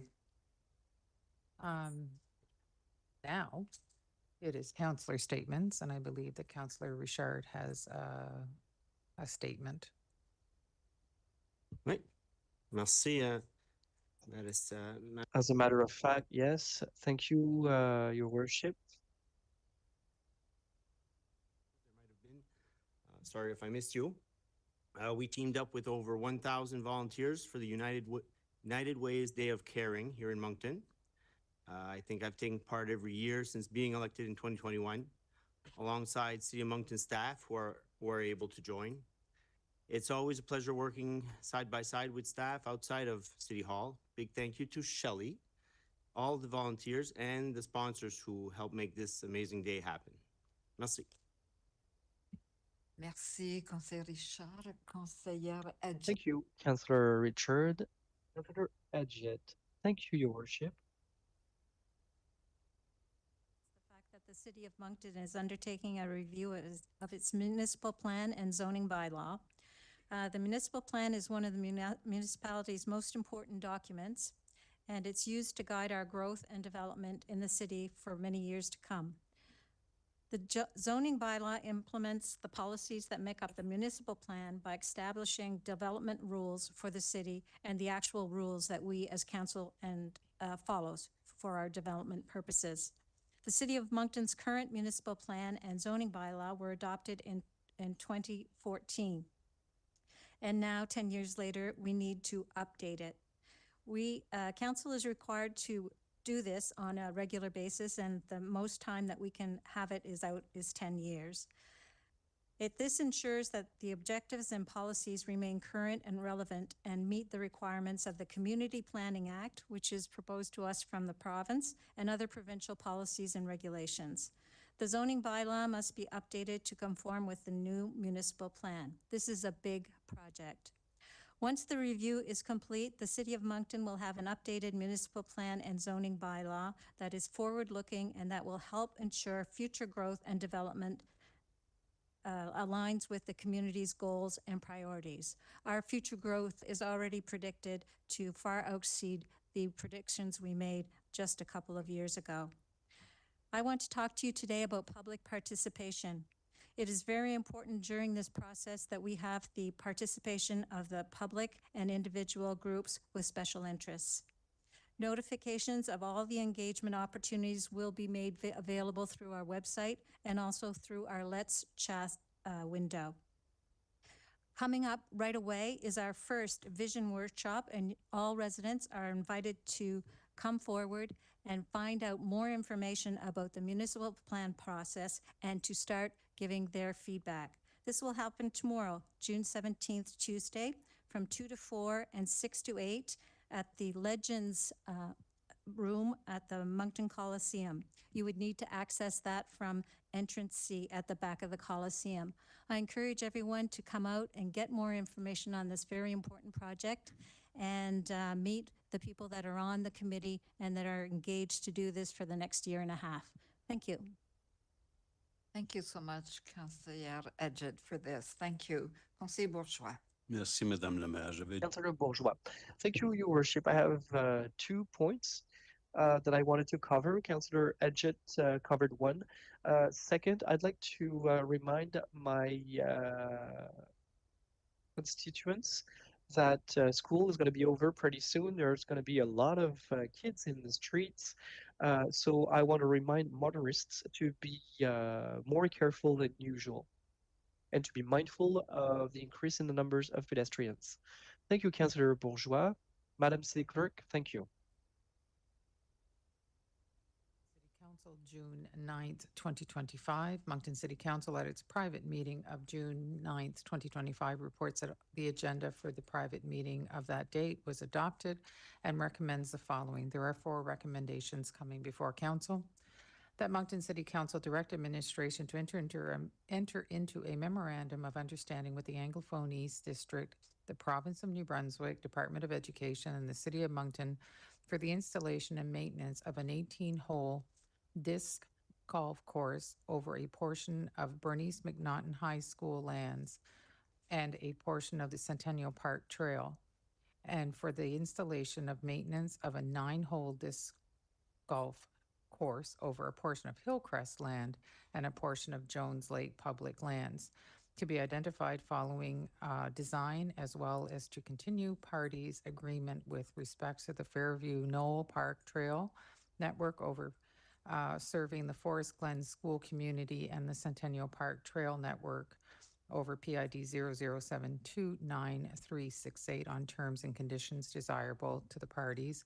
And it is further recommended that all required licenses or other agreements necessary give effect to the memorandum of understanding be prepared by the legal department, and that the deputy mayor and city clerk be authorized to sign said contract and affix the corporate seal of the city of Moncton thereto. The background on this is the City of Moncton and Anglophone East districts have enjoyed a strong partnership over the years, resulting in enhancing community recreation. The proposed memorandum of understanding formalizes this cooperative effort and allows for the design, construction, and maintenance of 2 disc golf courses, as well as the continuous shared use and maintenance of trails and lands at several properties in Moncton. These properties are located in areas where provincial and municipal lands are abutting, and which, when used together, serve the school communities and surrounding residents by public trails or recreational use. Merci, Madame Lagrafia. Could I have a mover and a seconder? Conseiller Légère and Conseiller Butler. Merci. Any questions? If there are no questions, we will go to the vote. Is this electronic? Right. Yes.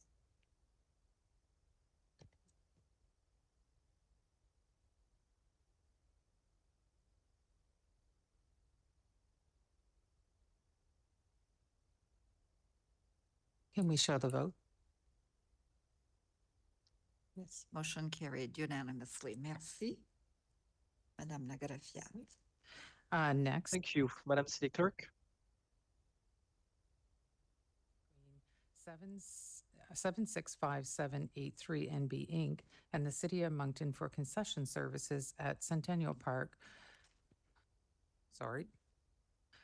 For an initial term of 1 year with the option to renew the agreement for up to 3 additional terms of 1 year, and that the deputy mayor and the city clerk be authorized to execute all necessary documents and affix the corporate seal of the City of Moncton thereto. The background on this: the city has received a proposal from a vendor to operate a mobile ice cream truck at Centennial Park. This proposal includes offering a variety of ice cream scoops and beverages throughout the summer months. The mobile truck will also feature a clock displaying the schedule of the next tidal bore, accompanied by information pamphlets to promote the tidal bore phenomenon in Moncton. See, Madame Lagrafia, could I have a mover? Conseiller Richard. Conseiller Kingston. Merci. Any questions? No questions, so we will go to the vote. It's electronic vote.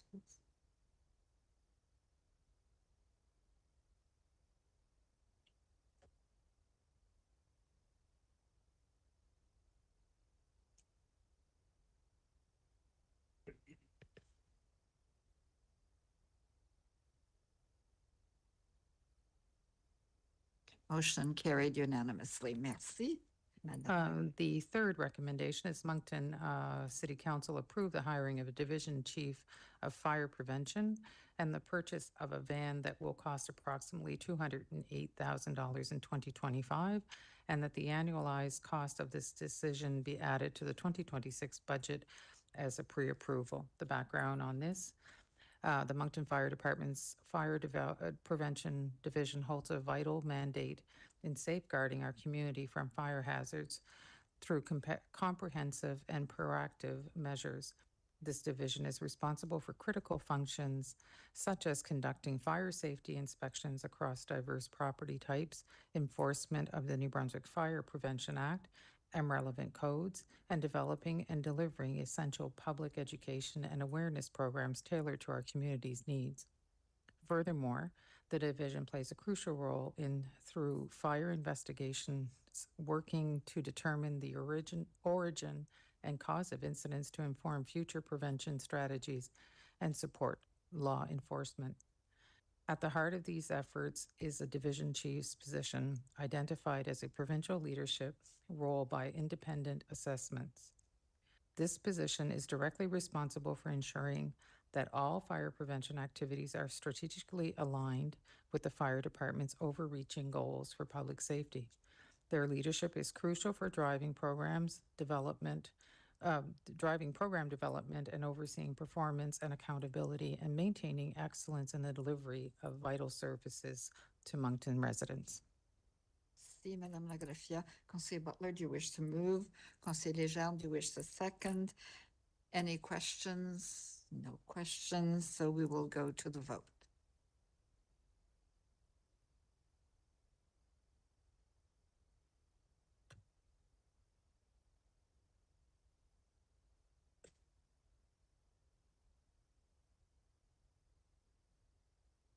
Motion carried unanimously. Merci. The final recommendation coming out of that meeting is that Moncton City Council authorize the City of Moncton to enter into an agreement of purchase and sale with Plaza EIT to acquire a portion of PID 704140018 and 7056282 required for the construction of the Worthington Avenue extension in the City of Moncton and the province of New Brunswick, and that the mayor and the city clerk be authorized to execute all documents necessary to complete the purchase transaction and affix the corporate seal of the City of Moncton thereto. The background is, as part of the city's capital works program, the City of Moncton will be carrying out work to facilitate the Worthington Avenue Extension Phase 2 in 2025. This multi-year project involves the extension of Worthington Avenue and a new roundabout to serve the Shanix development from Mountain Road. Also included in this extension of Air Avenue from Preston Crescent to the new roundabout. Phase 2 is proposed for 2025 and will include the construction of the new road between the roundabout and Mountain Road, including a new signalized intersection at Mountain Road. All owners of the properties affected by this work have been consulted. Merci. Moved by Councillor Butler, seconded by Councillor Steves. Any questions from colleagues? Don't see any on the vote.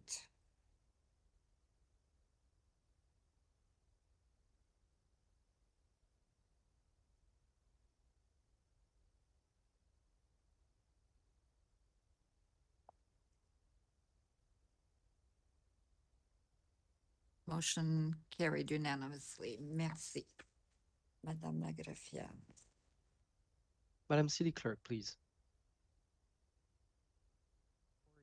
And audited financial statements, and Marc A. Saint-Pierre, partner KPMG, is here to provide that. And I believe that Jacques Doucette, our CFO, is going to introduce this topic.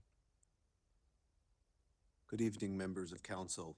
So as our city clerk mentioned, so we have today Marc Saint-Pierre, a partner at KPMG, that will go through the audit findings report. There is a French version in your package and also an English version, as well as the financial statements.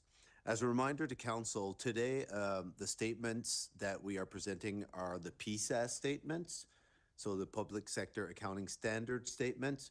They're a little bit different than the statements that administration would present to council at the committee of the whole. These ones include consolidation of our general fund, our utility fund, and also Moncton Industrial Development. Our Deputy Treasurer, Melanie Theriault, had gone through the audited statements for council at the April committee of the whole meeting.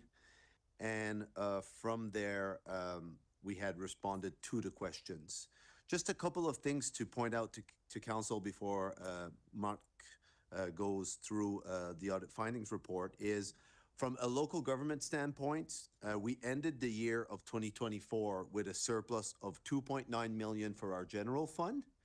Part of that 2.9 million was a 1.4 one-time payment that we received from WCB. Because the program had collected too much money from all corporations in New Brunswick, and they gave a payback because their fund exceeded a certain amount. And our utility fund had a year-end balance, a year-end surplus of 1.1 million. So that's where we ended from a local government. little bit more difficult to find that in our PSAS statements, because in there, again, we have amortization and things like that that are more accounting standards. And the last comment as well that I will make before I pass it over, in the audit findings report, you'll see that there are 4 corrected audit misstatements. The 4 audit corrected misstatements are due to Moncton Industrial Development operations.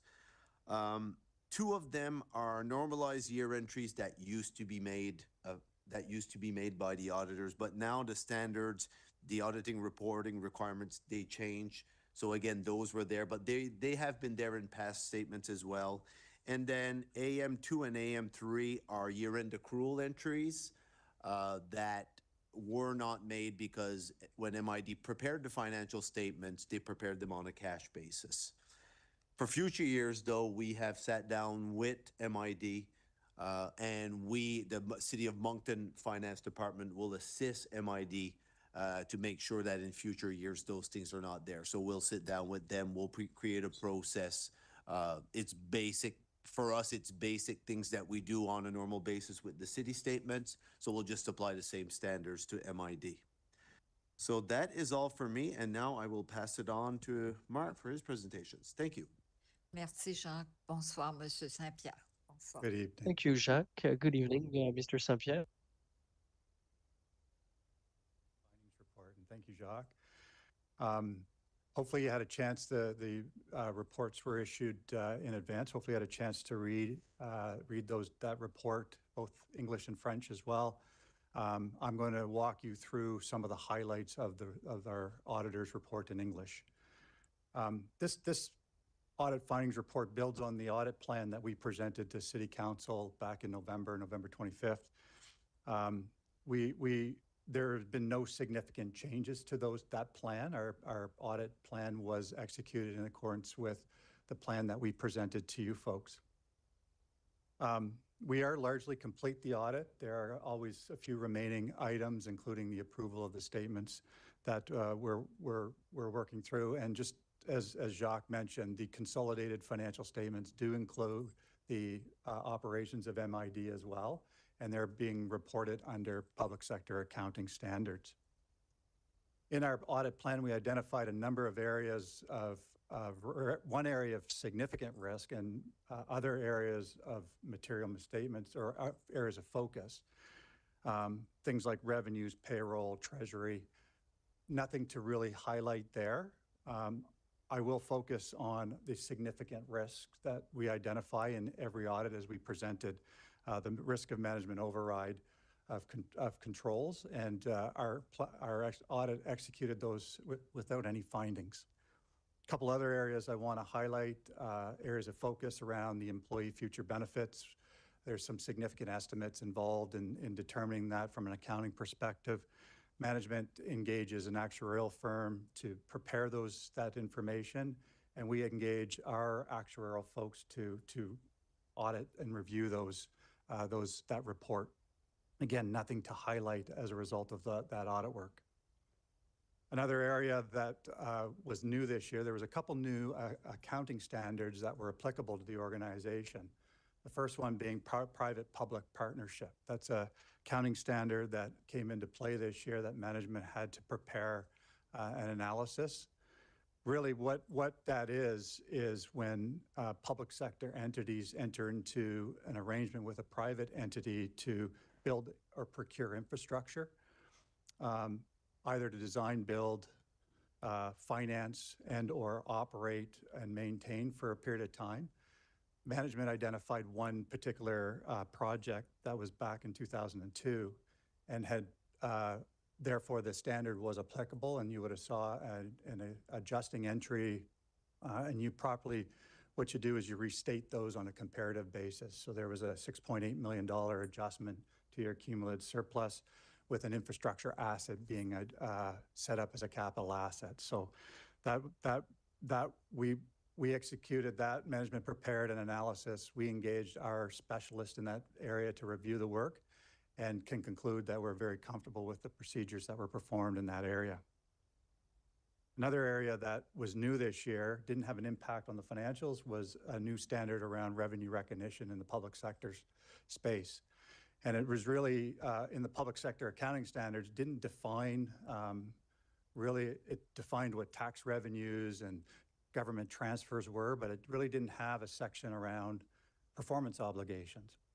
So if there's a service being provided or a delivery of a product, the standards developed, there were criteria, the disclosures of how you recognize it.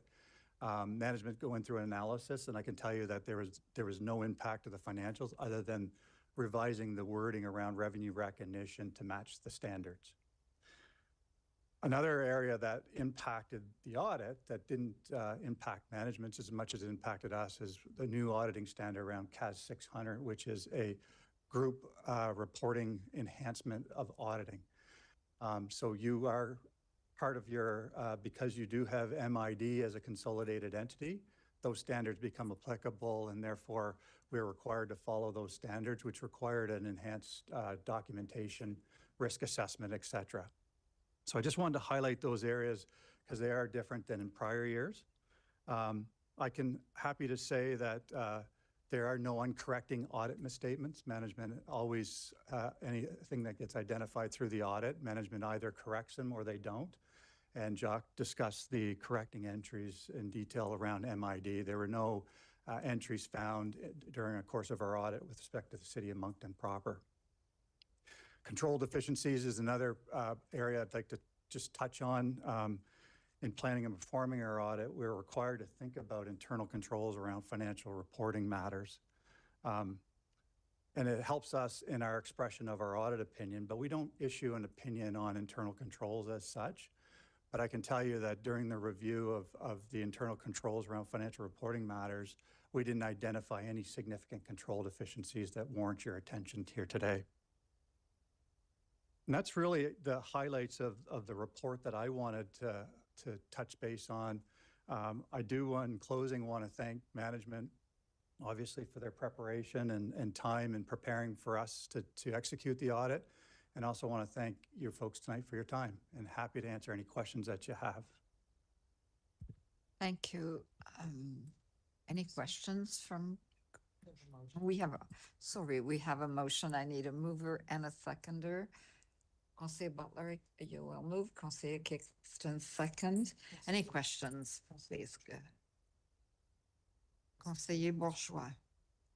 Merci, Madame la Maire. Councillor Bourgeois, thank you, Your Worship. I have a short question. Do you understand French? Yeah, I understand French better than I speak it. Contournement des contrôles par la direction. Bypassing controls by management seems to be a significant risk. Am I understanding the slide right about the highlights from the audit? Could you please repeat? After the table des matières, it says faits saillants, the highlights of the audit. Oui. Okay, on that page. In the middle of the page on the left-hand column, it says amongst, or if I read it correctly, important risks. And one of it is contournement, abuse or disrespect of the controls by the direction. I have no idea what it is written, how it is written in English. Yeah. Could you explain what that means? Absolutely, I'm with you now, sir. So as part of the auditing standards, if one of the core fundamental items that we have to think about, while we're auditing and providing an opinion that your financial statements aren't materially a misstatement, we are required to think about, consider where in the organization fraud may exist. And so we think, we don't presume there's fraud, but we do need to contemplate that as we think about, and there's two really important folks of the auditing, or pieces of the auditing literature that requires us to think about that. One is the risk of management override. So we think about that's a risk, fraud risk. Should management want to override systems of controls, they have the ability and access to do that. So we as auditors are required to think about where would management, should they want to override system of controls, do that? And so we think about areas like journal entries. And so we do a number of procedures around journal entries to ensure they're supported, that they're being reviewed and approved.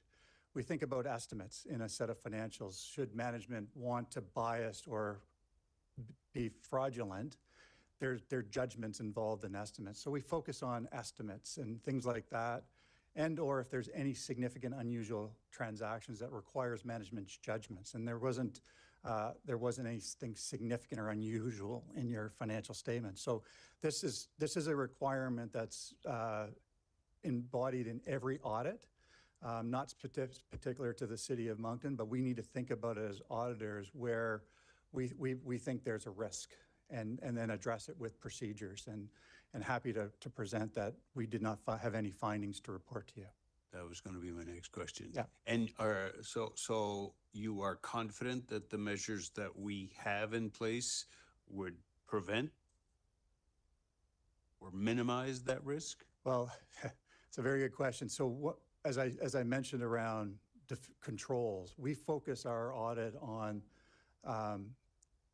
internal controls relating to financial matters. We have an option whether we do a control-based audit or a substantive audit, and it depends on, the effectiveness, et cetera. And as I mentioned, we are required to think about financial reporting controls. And I'm very confident that when we've looked at those controls, that we're very confident that there's enough controls in place to mitigate any risk around financial reporting matters. Okay, and final question, would you form like specific audits on, for instance, certain transactions or certain estimates during any given time in the year, just to spot check to see how would you measure that, the risks increasing or decreasing? Well, annually, while we do interim work, we're not here all the time. We do look back, we audit the full year. And so when we do our risk assessments on an annual basis, we think about areas of risk. Are there any new, with respect to a fraud risk, we need to think about a fraud risk triangle. Like, is there an opportunity for management to override systems of control, or is there a rationalization? Is there incentive to do so? So we think about those, and we think about if there's any changes in the environment. Maybe there's a new bonus plan based on, achieving budgets and things like that we think about, and that's how we would address it annually. And that's through discussions internally with management. We have discussions. We had discussions with Deputy Mayor Terrio this year, just to identify any areas of risk that would be that. While we're not auditing for fraud specifically, we're auditing whether your statements are materially misstated, but we are required to consider it as part of our plan. Okay. Merci beaucoup. Merci, Madame le Maire.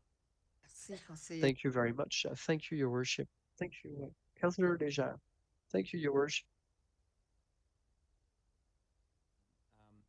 It talks about, and I'm just curious on the difference between 2023 and 2024.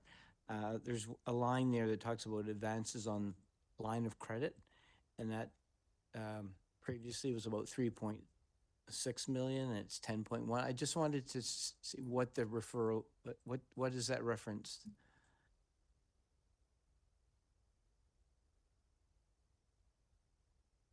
Thank you, Your Worship, to Councillor Leger. So again, as mentioned, these statements are not just the City of Moncton, they would also have MID, so that would be related to MID business. And the same as the land and land development. That one I did catch in the explanations, but that one wasn't there. And then the large change in accrued pension asset is attributable to what? What line would that be? Oh, that would be, it's same page. Okay. It's just up above under the annual surplus.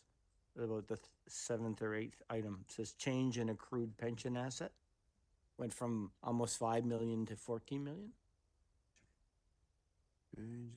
On page 7, though. You have a specific answer, Mel? I can't find it. Hold on. It's okay. Yeah. If you look at the annual surplus, Jacques, and it says items not affecting cash, and it talks about amortization of tangible capital assets. If you go down another 4 or 5 lines, you'll see change in accrued pension asset. So Councillor Lashir. So yes, for that particular item, whereas I guess KPMG uses a set of standards for auditing, the actuaries use some standards for their reporting and their estimates as well. And Okay. part of what they use is a valuation based on, there's a valuation that gets done based on the solvency rates. And if it reaches a certain threshold, they have to make different estimates. And from what I understand, this year the thresholds changed, so they had to release what was put in there last year. So it's a Okay. part of the accounting of the actuarial reports. And that's how it's accounted for in this report. Okay. All right. Thank you very much. Appreciate it. Merci. Any other questions? No questions, so we'll go to the vote. It's electronic vote. Merci, Monsieur Saint-Pierre. Thank you, Mr. Saint-Pierre.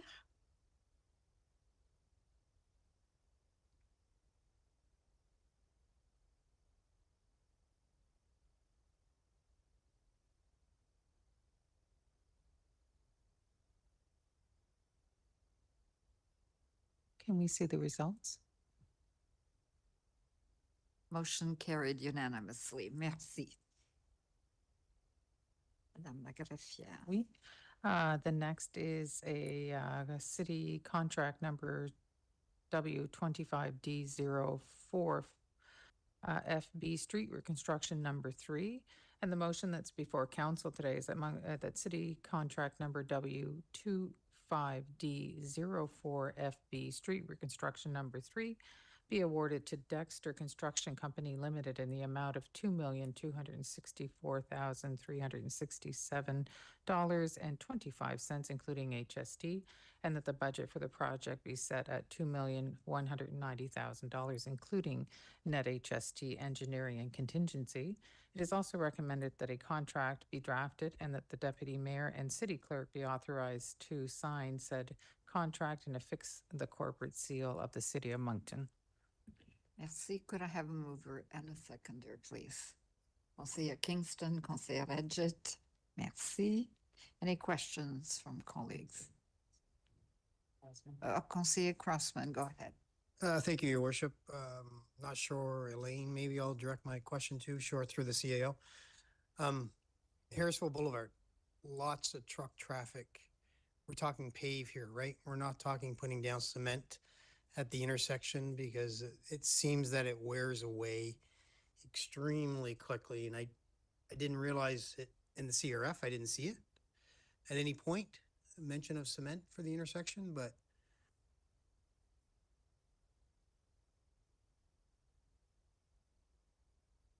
Thank you, Councillor Crossman, for that question. I believe it is a pavement, but I will let. It is asphalt. It is yes. asphalt? Yeah, and we're putting 2 liters of geograde. It's a heavy truck traffic area. Yeah, So we've done a design on this, and yes. okay, that was my concern, Yeah. because there is that truck stop Yes, there yeah. that's recent, and as well as the industrial park. So I'm curious how long this asphalt will last versus cement. Yeah. So, okay, well, time will tell, I guess. So, Yes. good. Thank you. I appreciate that. Thank you, Your Worship. Merci, Conseiller Léger. Merci, Madame la Ministre. Just a quick. Thank you, Your Worship.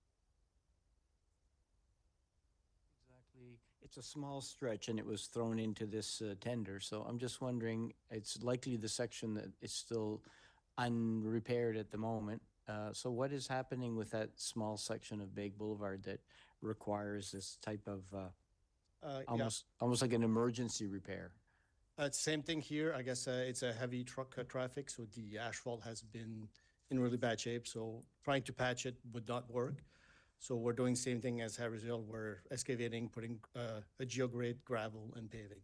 And so 305 to 315, is that almost like from McDonald Pontiac to No, it's towards Edinburgh Drive.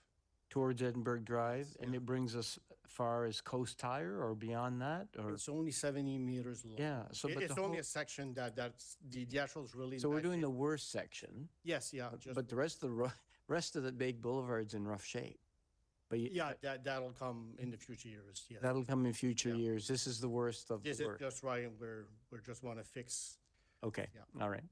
And I have an unrelated question, but related to construction. So, because this is the first time it's happened, so I don't know, maybe I just haven't been in traffic when this has happened. But this morning on St. George Boulevard, and maybe this is the same process for all the construction, but at one point in time, the complete St. George Boulevard was blocked for over 20 minutes.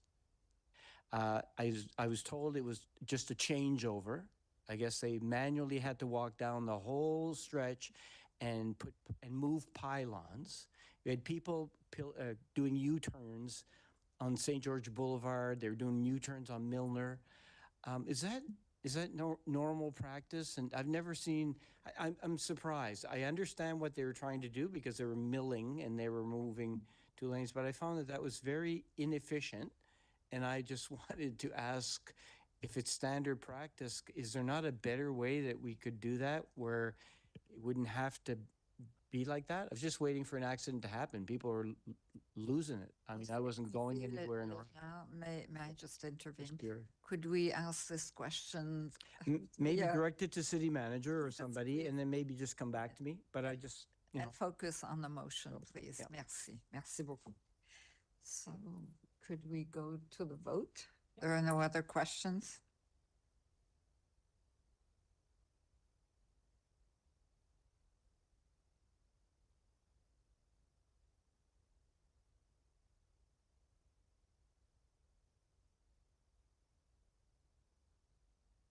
Could we see the results, please?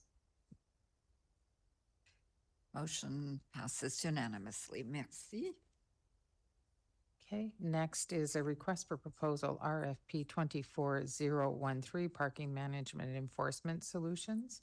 Motion before council is that Moncton City Council approve administration's recommendation to award request for proposal RFP 24013 for the supply and implementation of a parking management and enforcement solution to the highest scoring proponent being Hotspot Parking, Inc., a division of Arcadis Professional Services Canada, Inc., for a 5-year term with options to extend the agreement for up to 2 additional 5-year periods for a total estimated 5-year cost of $1,457,871.10, including HST at 15%.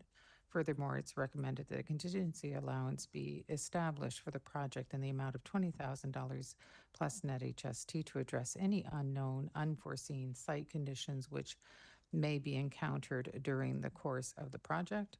And furthermore, that the shortfall in the capital budget funding of $279,588 be funded from the operational savings in the bylaw division.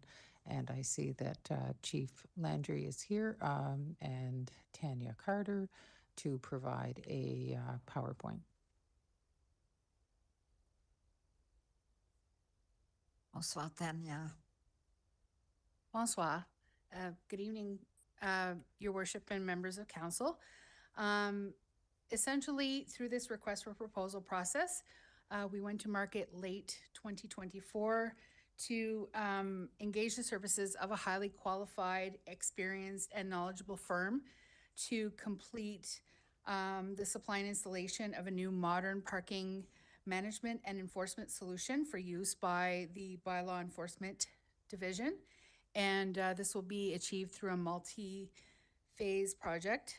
As Shelley mentioned, we're looking to enter into a 5-year contract with options to extend it for another 10 years after that with the successful proponent, Hotspot Parking. We received 2 proposals. We went through an extensive vetting process of this proponent once they were shortlisted. And Conrad the fire chief, will be presenting an overview of the proposed digital system, and I will pass it over to him. Bonsoir. Bonsoir, la mairesse et le conseil. Good evening, Your Worship and members of Municipal Council. So it's not new to the city, but we'll go through those. So first of all, as inventory, so if we look on the street parking, we have 807 street parking that we control, and that is divided into 465 meters, so actual physical meters, and 338 hotspot signs. So those are the signs that you might have already seen that has the hotspot. And surface lots, so we have 486 spots, and that's divided in 3 parking lot that's already hotspot, so that would be Riverfront, the Market, and Seymour. And we have 2 gated parking lots, which would be the parking garage and City Hall. So the current challenges that we had, one is our meters outdated, can't take tap or PayPal or stuff like that. We needed to upgrade them anyways. They're getting aged a little bit. We also, residents and visitors are frustrated with the experience. We're getting a lot of complaints either through the gates or through the meters. It does create some congestion after a show or after a big event, especially the gated areas. We see a lot of frustration, and also for searching for parking lots is where's their parking, what's the parking inventory, where can I park in Moncton during the event? We don't have that capacity right now. There is loss of revenue because of loss of the broken meters, and gates are often need maintenance. There's obviously maintenance costs. It is very manual process for the permitting. So if you want a monthly permit or a residential permit, it's very hand paper based. And lack of accuracy data reporting. So we don't have up-to-date data. Sometimes it's a month after, or even not good data. So we really wanted the proponent to give us a lot of good just-in-time data. So the RFP objectives was to acquire a digital parking control and management solution to replace all existing meters and gates. Ultimately was to improve the user experience. We wanted the people that come and experience our city, either to a tourist or residents, to have a better experience.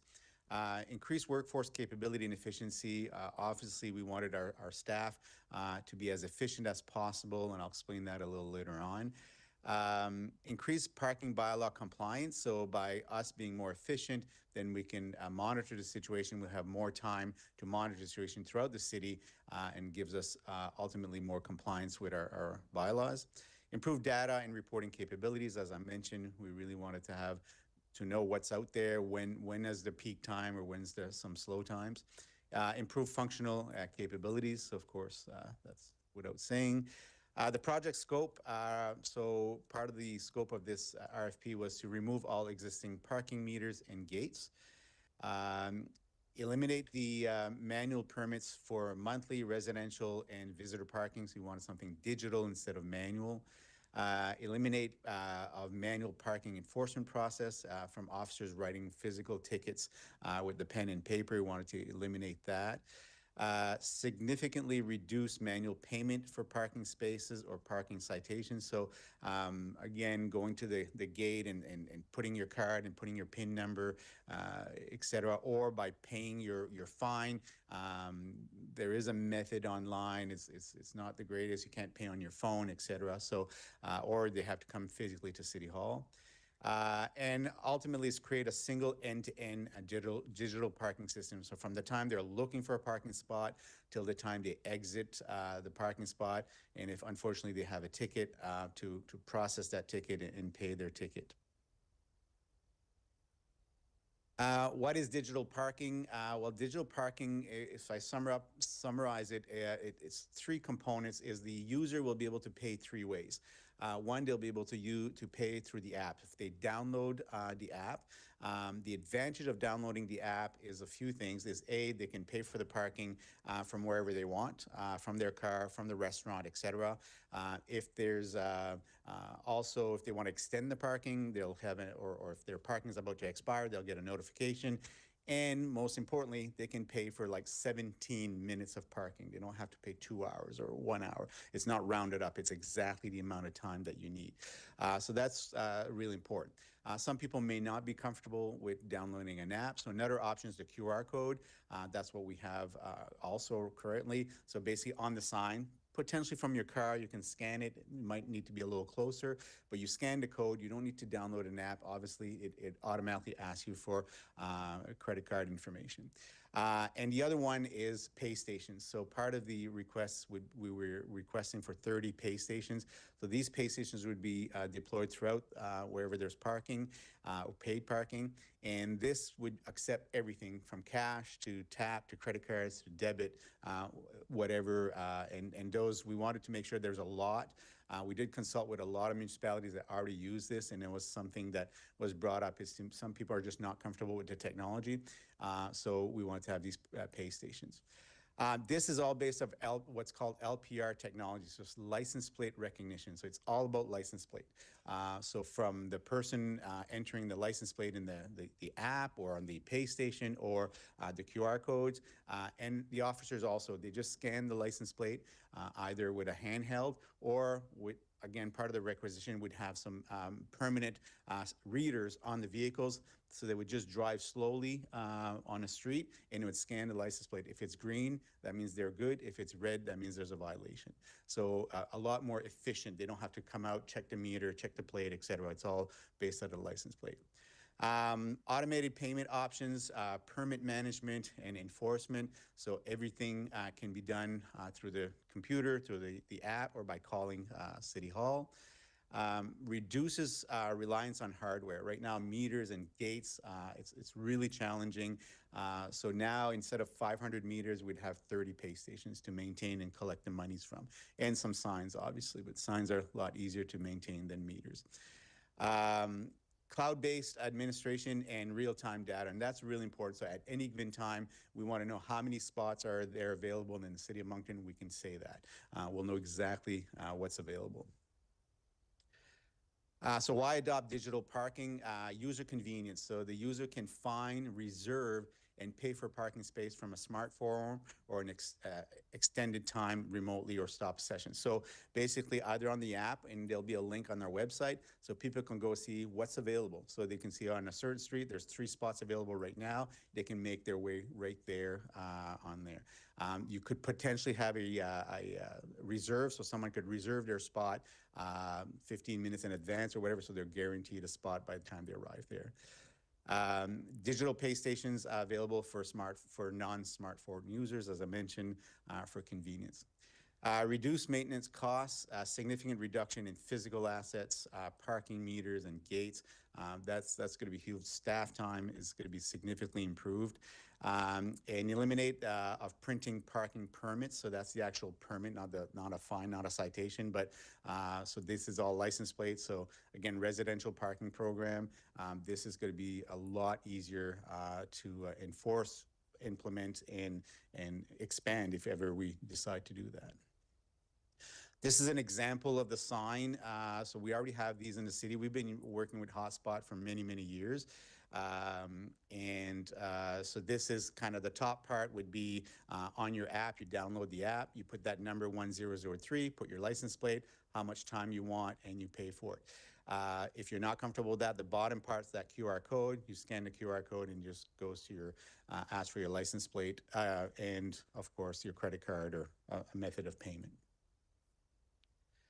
That's a sample of pay stations. These pay stations would be solar panels, so there's no infrastructure. We just need to secure them in the ground, and they'd be kind of self-sufficient in that way, so internet and solar panel.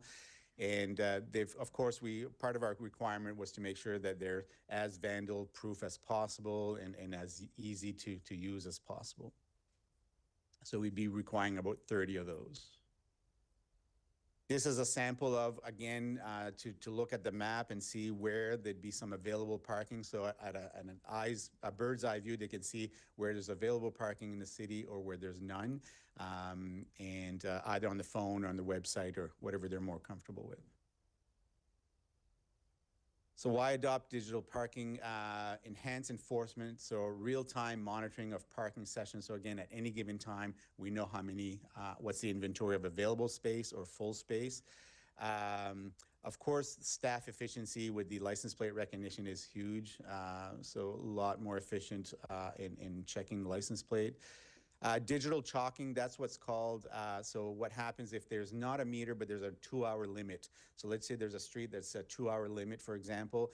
We digitally chalk that, and 2 hours after we can go again, and it tells us if it's the same vehicle, etc. So now it's physically have to put a chalk, that's why it's called chalk, on the tire and on the ground to make sure the car has not been moved. So they have to get out of the vehicle and chalk it. So now we would do this digitally. Reduce human error because it's a scan of the license plate. A lot of times they either, because they have to write it in or type it in, wrong license plate, then we have to void the ticket. Digital or in-person payments so they can pay right from the app or by calling, etc. And automated notices and reminders. So if they, after 10 days, if they haven't paid their ticket, we don't have to do any staff intervention, automatically sends them a reminder that they haven't paid their ticket yet. That's a sample of what would go on a vehicle. Not necessarily, we'll have to consult with the, if this is passes through on where physically we're going to put it, but it's kind of had that, maybe an older version, but it's got to kind of have 3 cameras so it can kind of pick up any license plate while it's driving slow around the city. This is also kind of on our end what we would see. So when we scan it, then we can add the picture. Also, we would be linked to Service New Brunswick, so we'd have information on the vehicle, so the VIN number, et cetera, the owner. So it's a lot more information, less typing for the officers. So. And again, if ever it's contested in court, then we have all this data that we can bring with us in court. That's a sample of the actual ticket. So we would use the format from the province of New Brunswick. And when we give a ticket, so it would print out. St. John, Fredericton already uses this, so it's already in New Brunswick. Now, many cities uses this around the country, but of course, we talked a lot with Fredericton and St. John so that, because they're using it in New Brunswick. So. And then you can see the QR code so they can actually literally scan the QR code and pay their ticket from wherever they are. Digital permit and automated billing. So automated credit card billing. So for the monthly users or right now residential parking, there's no charge, but if ever there would be a charge, that would be automatic charge. However, we want to see if there's automatic billing that happens. Automated permit expiry, so it reminds, instead of a staff going through the software or an Excel spreadsheet, we would automatically say, hey, your permit, your monthly permit's about to expire in a few days or in a few months or whatever we set the parameters to. Permit wait list, so let's say the parking garage, our idea is, let's say we want to do about 50% or 60% of monthlies and leave the rest for ongoing users. We could create a wait list. So the system automatically does that. They put their wait list, and as soon as one spot becomes available, they're already notified, the first one on the list, and they can buy their monthly permit right there without any staff intervention. Online account management features for permit holders. So this is, they can go manage their own permit. What's great about this is that you pay for a spot, so you can have 10 cars if you want, as long as you put the right license plate when you park. It really doesn't matter which vehicle you have. You just pay for one monthly permit, but you can only have one vehicle at a time. But also for, if we have a large client, we can give them access and they can manage their staff. So let's just say we have some customers that, for example, that they have 75 monthly permits with us. They manage it themselves. So if a new staff comes in, new staff leaves, they'll just go in the system and change the license plate. It's really easy to do. And reduces or eliminates the risk of duplication of expired permits, et cetera, because there's less human error in manual entry. Again, real-time data, occupancy rates. So we're very interested in knowing when's our peak time, when can we sell more monthlies versus when is regular users. So really to maximize the revenue as much as possible. We all know certain parking lots at lunchtime is better, but what about the time of the year, the time of the month, time of the week? So we want to really know our occupancy rate. Parking revenue collection, so of course the revenue, it's automatic. Parking fraction, so it's all real time. So we would know exactly how much revenue we have up to date, or how much revenue we collected today, or how many infraction was there today or yesterday or last night, whatever it is. As I mentioned, peak use times. Optimized parking management, so just for us, again, allowing so many spots in a certain parking lot. Parking citation life cycle. So again, it takes it from the time it's issued a citation till potentially the time it goes to court. It's all one system that takes care of that. So it's going to reduce a lot on the staff time. Environmentally friendly, so yeah, by reducing the search, so they have to search less if they use the app or go on the website. They know where the parking is, so they're just not going around the block. They know where they're going to go before they leave the house, potentially. Less traffic congestion after an event or at the Capitol Theater. A lot of times in the parking garage, we have congestion, or after a meeting at City Hall. And of course, could reduce lower emission by less idling. So the recommendation, we did form a cross-department working group to develop a phased implementation plan with the successful proponent. Would replace 465 meters with signage displaying the QR codes and 30 pay stations. Remove the gates from from the parking garage in City Hall.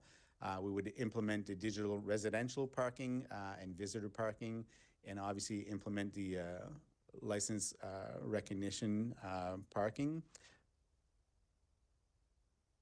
Potential concerns, so we did definitely look at that. So costs, it would be a phased in, so probably it'll go a little bit till next year before we're finished everything. So it's going to be phased in. Privacy, of course, our IS department looked at everything and made sure that the encryption and it's all meets all the regular standards. Accessibility, if people are, again, want to pay from cash to credit cards to the app, whatever they're comfortable with, it is accessible. There will be a learning curve, so we've been working with communication. We're working on a video right now, a short video, some pamphlets, some promotional material. We have a PowerPoint to go see maybe a certain demographics of people that would need more time to understand this. So Natalie, our coordinators, is working on that to go to nursing homes, for example. The impact, I already met with DMCI and the Chamber of Commerce to tell them that we're looking at going digital. So they were very, very supportive. Now, if this is approved tonight, then of course I'll meet with them again, and also like the hospitals and the tourists and any seniors association, for example.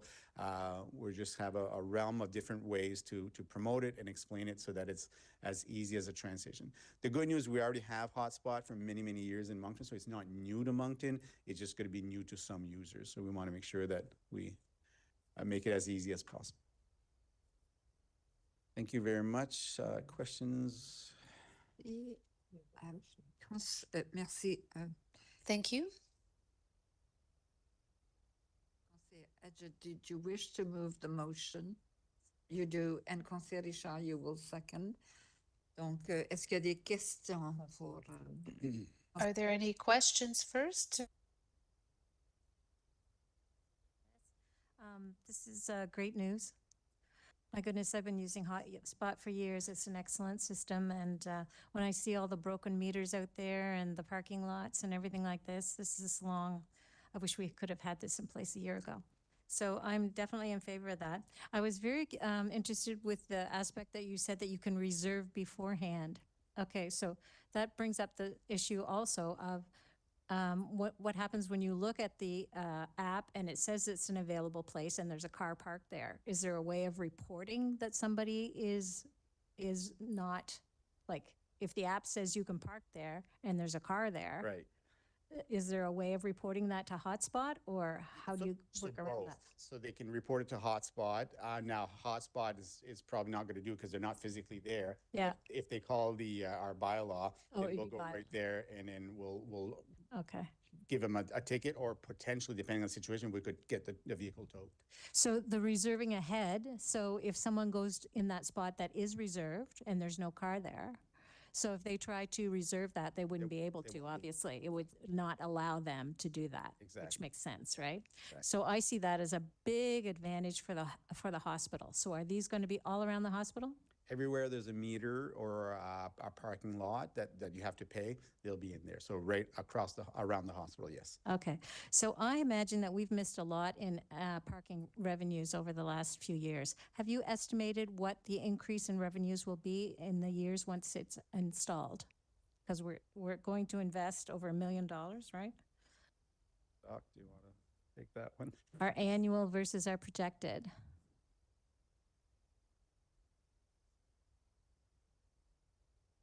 Thank you, Your Worship, to Councillor Edgett. It's hard to estimate at this point because we wouldn't want to project something and then it falls short. But the one thing with this system where we're comfortable is that because of the technology, we'll be able to maximize our revenues versus now we're at the dependency of a human being. We'll still be at the dependency of an enforcement officer, for example, to enforce it or so on. But it will be a lot easier for the enforcement individuals to catch individuals who are not paying for their spots. So that will certainly do on the on-street. It's almost like having a police force enforcing speed. The more you have it, then after it becomes a habit, if I don't pay, I'm going to get a ticket. So it'll enforce that way. Okay. In the parking lots, it's also going to give an advantage because you'll be able to set those min and maxes where to guarantee the monthly users will have their spots, but take advantage of all the other spots that are available as well. And thirdly, by having the map, if you can imagine somebody who comes from outside of Moncton who is a little bit intimidated in terms of finding a spot, where let's say they want to go to a storefront on Main Street, and they'll see 10, 15, 20 spots available in the downtown. They'll want to come because they'll have comfort versus now I may just go around and maybe I'll stop at the Champlain Mall in Dieppe or something rather than go downtown. So we should be able to maximize. And then the other thing too, by having better data, we can propose options to council on how to even maximize it even more. For example, if we're seeing that there's peak demand for something, well, maybe you know what, that warrants an increase. Or if we're seeing that there's a major loss of revenue in certain hours and we need that extra revenue, council will have that data to make the decision. I think it's excellent. The location of the pay stations, because as you pointed out, there's always going to be people that want to pay by cash and won't be wanting to use the app. But how will we make it known where those are located? Because if they're coming to park, that want to be parking near a pay station, are the pay stations going to be fairly near most parking, or how do people know that? Yeah, so we're going to work with the if they're successful in the parking lot. That's pretty obvious. There'll be depending on the size of the parking lot, there'll be one or two. But around, if you park on the street from any part, you'll be able to see a pay station from wherever you park. So you might have to walk a few blocks, not a few blocks, sorry, a few spots, but you will be able to see where they are. Where they are. Okay, great. Thank you very much. Merci, Conseiller Richard. Thank you, Councillor Richard. Thank you, Your Worship. Thank you, Chief.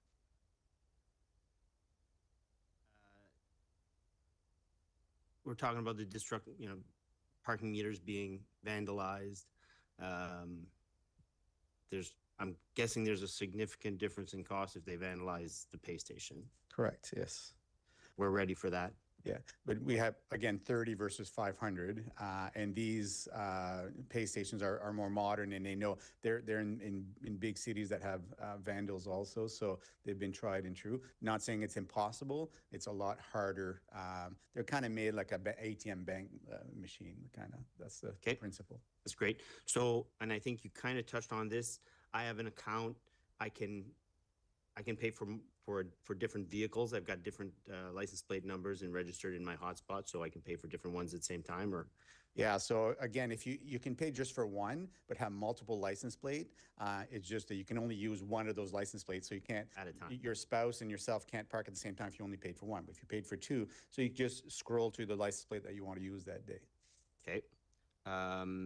So daily, weekly, monthly, yearly spots it'll be available like that? Yes, so, we call them monthlies, but yeah, if someone pays monthly, their spot, and they'll get a warning or an email saying, hey, you're about to expire in 2 weeks, so you want to extend for another month. And if they don't pay by that after the numerous emails, then they lose their spot. But as long as they continue paying, they keep their spots.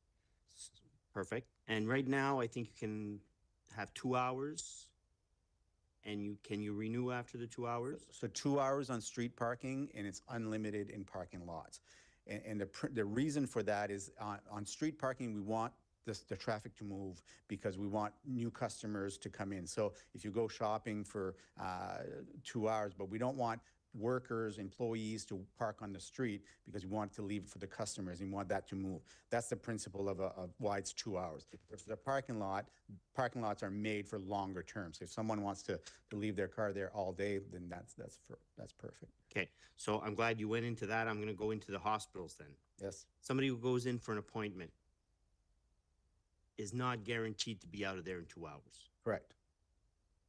Are we going to be looking at maybe changing that to an extended maybe 3 or 4 hours around the hospitals for those situations? We can certainly look at that. I mean, again, and we all understand that the limits and the challenge they have. So if there's no parking lot spot, because again, the hospital parking lot, there's no parking lot.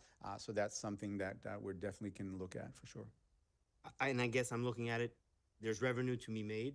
If it's not to be made in the parking lot because there's no room, if we can make the revenue from the street and accommodate whoever's going to the hospital for appointments. Right. No, absolutely. That's happening very recently that I had the And we do get those concerns a lot. So someone say, "Oh, my it took 3 hours from my doctor." And normally we void the ticket if they have that. Now we don't want to do an 8-hour thing because we don't want staff to park there. But if it's 3, and we can definitely look at that. Yeah. I hope that would be looked at because that could alleviate a lot of stress from patients, from people going to the hospital. So I agree. Okay. Merci beaucoup. Conseiller Bourgeois. Thank you very much. Councillor Bourgeois. Thank you very much, Your Worship. Thank you, Chief Landry. I have one concern. So I'd like to have a bit more information. So with the current system, this one dates from 2014 and the installation that was complete in 2018. How much did it cost at the time to put those new meters? Well, it was before my time, so Tanya says that it was in excess of $1 million. So it's about the same cost. And to refer back to Councillor Edget's question, what kind of revenue have we collected with our meters? Even though we didn't have 100% return, but what's the annual revenue derived from those parking meters?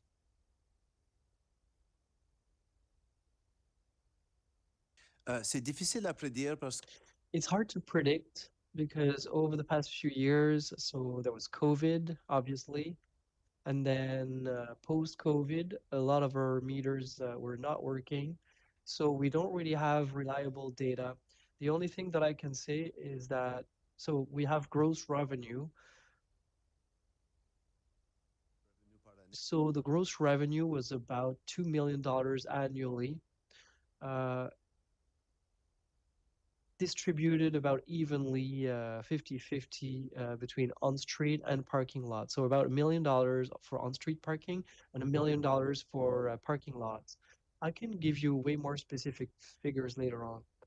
Well, even if it was during the 5 years preceding COVID, 2014, 2019, doesn't matter. So let's say about roughly $2 million, and we were not 100% efficient. So with the new pay stations, we should be able to make at least $2 million a year. So it is definitely worth the $1.5 million of investment. And it has a number of other benefits as well, but there's a financial advantage that's pretty obvious. Who's going to cover the cost of repairing and maintaining the pay stations?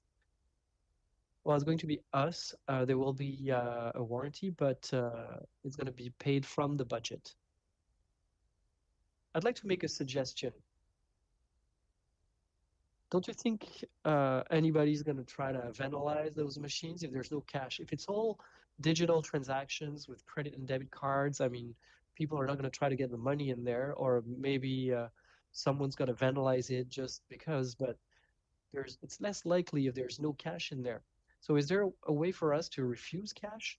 Because I would say that 99% of people have a credit or debit card, which would therefore minimize the risk of damages caused to those pay stations that are quite costly, I must say. So we talked to different partners, and the city of other cities do not accept cash in those pay stations. So we want to do a transition. We want to make it easier for the community and for all residents. Maybe in 5 or 10 years, we're going to reduce the number of pay stations that take cash. The idea would be to be as accommodating as possible and flexible as possible for residents. Well, but in terms of risk reward, I mean, it's not obvious because we have a lot of homeless people. 25% of homeless people commit crime, and if they think that 20, 30 bucks are available in a pay station, they might think it's a good idea to vandalize those pay stations. So I would suggest going 100% electronic or card-based payments.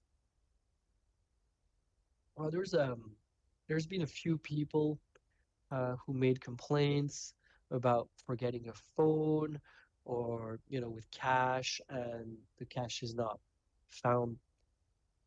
So that would solve the issue, paying electronically. Anyways, that's a suggestion that I'm putting out, but I would not take that risk. One thing I'd like to add is that for sure with those pay stations, because the technology works really well, so it is useful that way. And the fact that we take cash, Le fait qu'on prend du cash, ça génère des problèmes pour... generates issues to benefit a very small portion of the population. That's for sure. So those are tough decisions for municipal councils because there are still people who only want to use cash, but that's a consideration that you need to have. Because during COVID, a lot of businesses did not take cash anymore, and people adjusted to that. There were a few complaints, but people adjusted to that. So for sure, if you don't take cash, people are going to raise concerns. But if you take cash, also there's going to be an increased cost to repair those pay stations. Sometimes people use too much change, and you can break the machine. So that's something we should consider. And secondly, it takes somebody to go retrieve that cash, right? And to collect it from the machine. So, well, I'll leave you with that. Thank you. Thank you, Your Worship. Councillor Légère. Thank you, Your Worship. This is all very interesting because I was in Quebec City recently, and they're starting to see problems with cash payments. The pay stations don't work properly. I wasn't really sure how it worked. So I went to take a look at it, and I asked for information about it. And I found out that they do have issues with cash.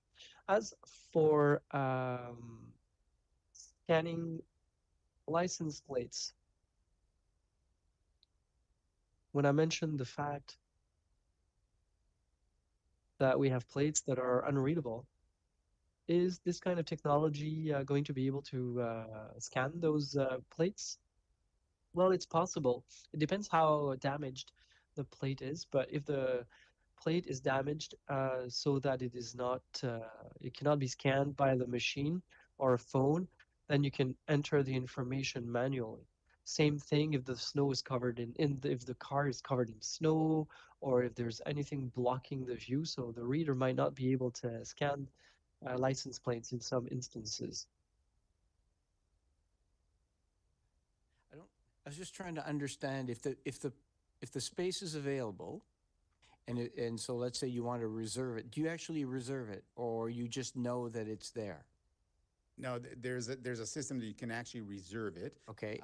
And is there a number for each space? Well, that's exactly, if we want to go with the reservation, we can either say, okay, so there's two ways of doing that. So let's just say we are thinking of going zone-wise, so in order to find out how much revenue we would get or how much infraction or what's being used. So let's just say we say a certain block on St. George can only accept 10 cars. If there's one that's a reserve, they will only accept 9. Or you could go individually spot by spot, but that would be a sign at every spot and it'd be a lot more costly. And then it'd be harder to evaluate kind of the area or certain. So, but yeah, that's how it works. In a zone, like a parking lot, if you can only put 5 spots, you reserve 1, there's only 4 left. So it won't let you. So the system might recognize there's 10. Yes. Okay.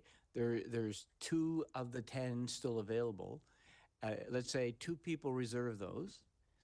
Somebody else shows up, the system should not allow them Correct. to be able to That's right. You're go going in to that scan and space. say lots full. That must be how some of that can work. Absolutely. Same thing with parking lots. If, let's just say they see there's empty spot, but those are reserved for monthlies, so they're going to go, well, no, parking lot's full, and they're going to call us and say, no, those are, there's someone reserved it or it's a monthly. All right, because I have seen the ones with the number, and that would make sense, but okay, very good. All right, we'll see what happens. And you're rolling this out, you said, so when it's approved or if it's approved. So what happens currently? We have places with no parking meters. We have what is the plan, I guess, in terms of how the rollout is? Are you planning to, how long does it take? Several months before we see the removal of the parking meters and... Right. So the good news is we're already working with hotspots. We already have hotspot in the city. So if this is approved tonight, that's a huge advantage. But we're going to work with the company and say, okay, what do you recommend? What's first? Is it the gates? Is it the parking lot? Do we do the hospital first? Or we got to wait for those machines, those pay stations to arrive and stuff. So there's considerations before we start pulling meters out of the ground. Do you know if the pay stations are made in Canada? It's a company from Nova Scotia that they've included in their tender. Now, are they assembled in Canada or made? I don't know, but it is at Nova Scotia. There was 2 that they suggested, and they're recommending the one from Nova Scotia. Okay, very good. Thank you. Merci. Merci. No further question. We can go to the vote. Thank you very much.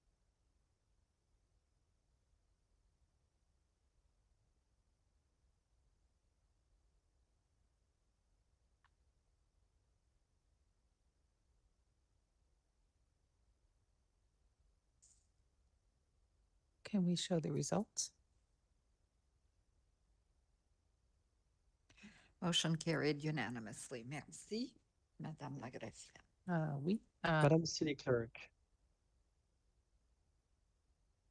049 School Crossing Guard Services.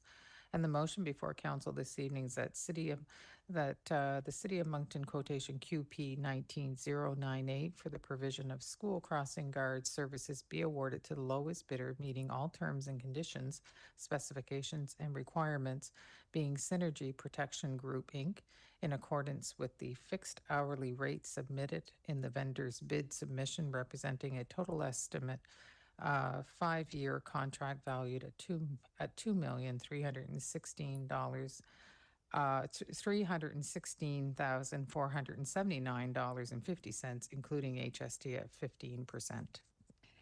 So, Councillor Butler, you wish to move? Could You want to have a question? you have a question as well? And Councillor Richard, you will second. So we will go to the questions. Yeah, just a quick one. I don't know who I'm supposed to put this to, who's looking after it, but I was just wondering about, so we're changing companies. Who am I speaking to? Who's looking after this? Yeah, jump at one. There we are. So we're changing companies by the look of it.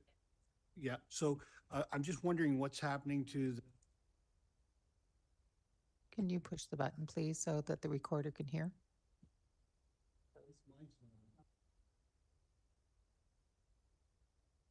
You have to press your button.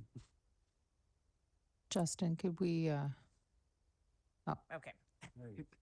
Sorry. Yes, we are changing I heard you. companies Three. from the current provider, yes. Yeah, the question I was asking is that since we're changing companies, have we spoke to them about like the crosswalk guards we have now? We've met, Tanya and I have met with the synergy protection, the low bidding, the low bidder a few, we met with them once last week, and their plan is to try to recruit from the existing crossing guards. So they're trying they had a plan for an active recruitment, which would include the existing crossing guards. But it is difficult because the current employer can't, we can't get their information and give it to the new people, but they will have like targeted, job postings for the crossing guard service that will be attempting to recruit the existing guards. I guess the last time it happened, I got a couple phone calls regards to their worry about employment for the following year. That's all. So anyway, I think that, certainly I'll support it since it's the lowest bid, but I would hope that they take the time to reach out to the people that are working there now. It's a lot of elderly people that are just doing it as a part-time job. It's quite important to them. So thank you. Thank you, Councillor Butler. Councillor Steves. Thank you, Deputy Mayor. Yeah, my question's regarding the statement approximately 25 to 40. So is it anywhere within that? Do we not really know if it's 25 or 40? That's my first question. It's currently, I believe, 34 crossing guards. So the list we had provided to them was the 34 existing locations. And we just wanted to leave it open that may change. And we have the capability within the terms of the RFQ to change locations. Okay, so that leads me to my second question then. So are we limiting ourselves at 40 in the next 5 years to only add, did you say 34 or 36? 34? So 6 more crossing spots, like 40 is as high as they're going to go in this contract?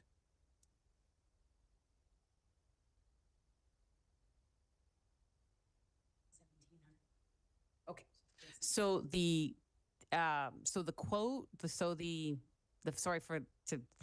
think it's important to consider the financial piece. So the financial summary is based on the 1,700 operating hours, which is based on the 34 existing spaces. So you also have to consider that there's a budgetary element to increasing up to 40 or beyond. It's not limited. It was the 25 to 40 was to give an indication to bidders of what the scope may be, that there's always a potential. I mean, it's more likely a potential that it would stay at the same level or slightly increase. It was more to give an indication to bidders of what the number of positions, the number of employees they would have to hire. Okay. Thank you. Okay, thank you. No other questions. So we will go to the vote. It's electronic.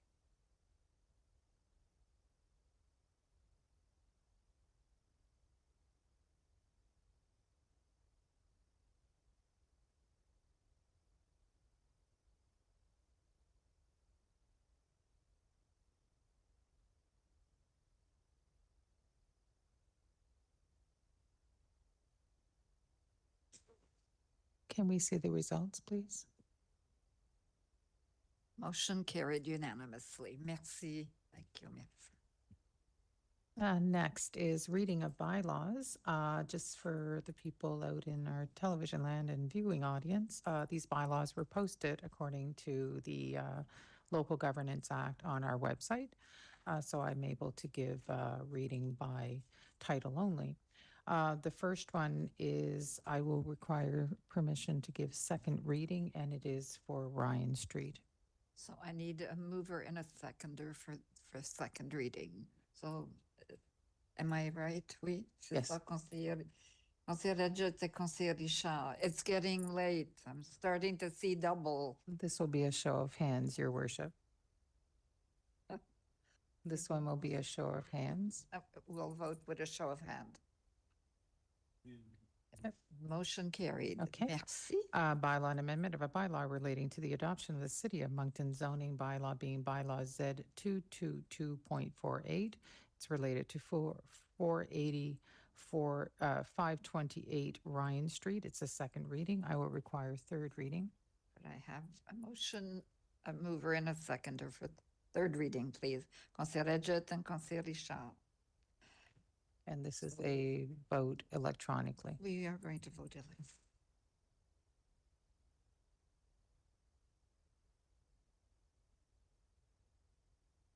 There you go. If we can see the results. 1 nay vote, Councillor Steves. Merci, thank you. Next would be a reading of the bylaw for 145 East Street. So do you need a Second reading. Second reading. So could I have a mover and a seconder? Conseiller Crossman and Conseiller Léger. Show of hands. Conseiller, I need a seconder. Oh, Conseiller Edgett, merci. Edgett, Merci. Okay. So we Show go of to hands. the vote. show of hands. Oh, show of hand. Any nay votes? No nay votes? Okay. Can we go again with the show of hands? So Second reading, show of hands. Okay. And is there any nay votes? No, no? Oh, sorry. Butler. Kingston, this is East Street and Legier. Thank you very much. I'm going to give, I can give second reading, a bylaw and amendment of a bylaw relating to the adoption of the City of Moncton zoning bylaw being bylaw Z 222.46, 145 East Street. It's the second reading. Arrêté portant modification de l'arrêté concernant l'adoption de l'arrêté du zonage de la ville de Moncton, soit l'arrêté Z 222.46, 145 rue East. C'est la deuxième lecture. We'll need third reading. vous avez on a besoin. Need another mover and a seconder, please. Conseiller Richard. Conseiller Crossman. Crossman. So do we show? Nope, this is an electronic vote.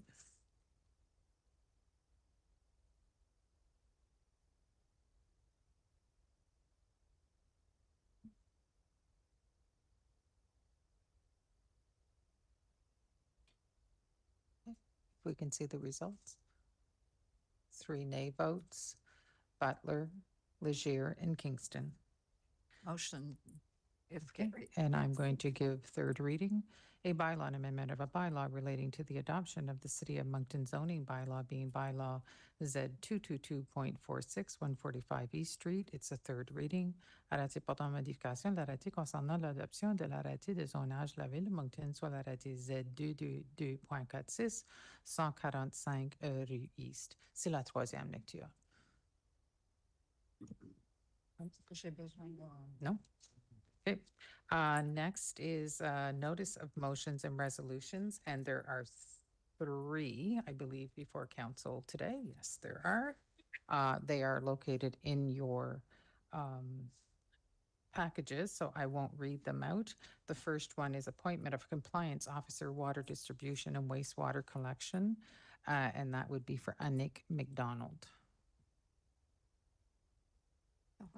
Seconded, sorry, moved by Conseiller Steves, seconded by Conseiller Richard. So on the question, electronic?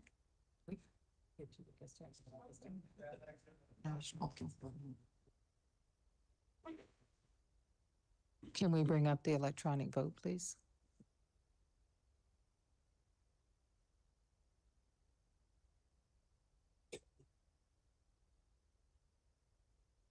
We show results. Motion carried unanimously. Merci.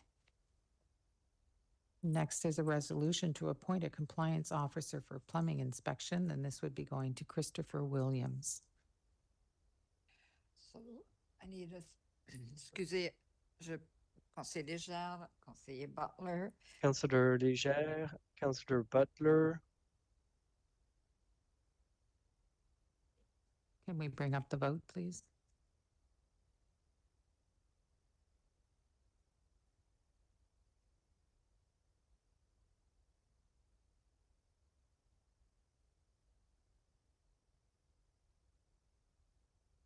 Can we see the results?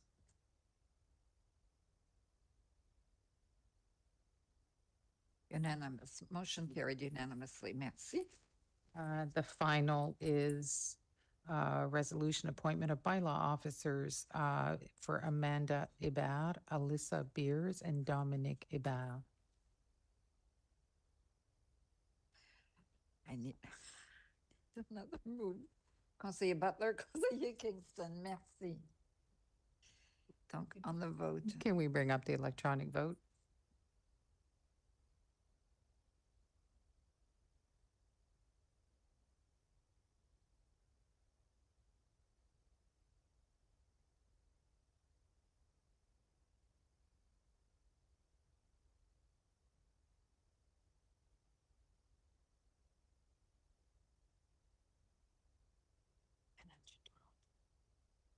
Motion carried unanimously. Merci. Next would be appointments to committees, and I believe you have several this evening. I do. Deputy Mayor. Merci, Madame la greffière. Donc, si thank you, Madam City Clerk. Board, Paulette Thériault, Kodiak Regional Policing Authority, Scott Steves, reappointment, Cultural Board, Conseiller Sean Crossman, Heritage Conservation Board, Conseiller Charles Légère, Brian Branch, reappointed, Françoise Grandmaison, reappointment, Internal Audit Committee, Councillor Sean Crossman, Moncton Industrial Development, Paulette Thériault, Social Inclusion Committee, Maruf Hassan, Youth Advisory Committee, Kahilia Robinson, Harrison Trimble, Shiamaka, oh, je peux pas prononcer, Ushugu, I can't pronounce that. Mohammed Moncton High School, Matthew Park, Odyssey, Fatima Baramali Pana, Odyssey. I apologize for not pronouncing correctly. Merci. And I need a mover and a seconder for, to adopt this, right? Donc, conseiller Richard. Non, conseiller Richard, conseiller Redjet, merci. So do we go to an electronic vote? Yes. Right. Je suis fatiguée.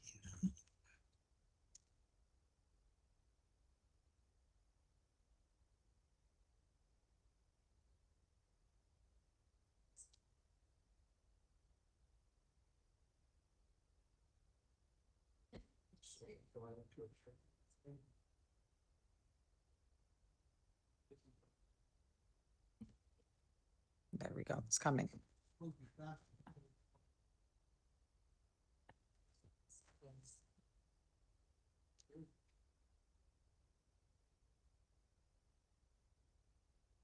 Can we see the results?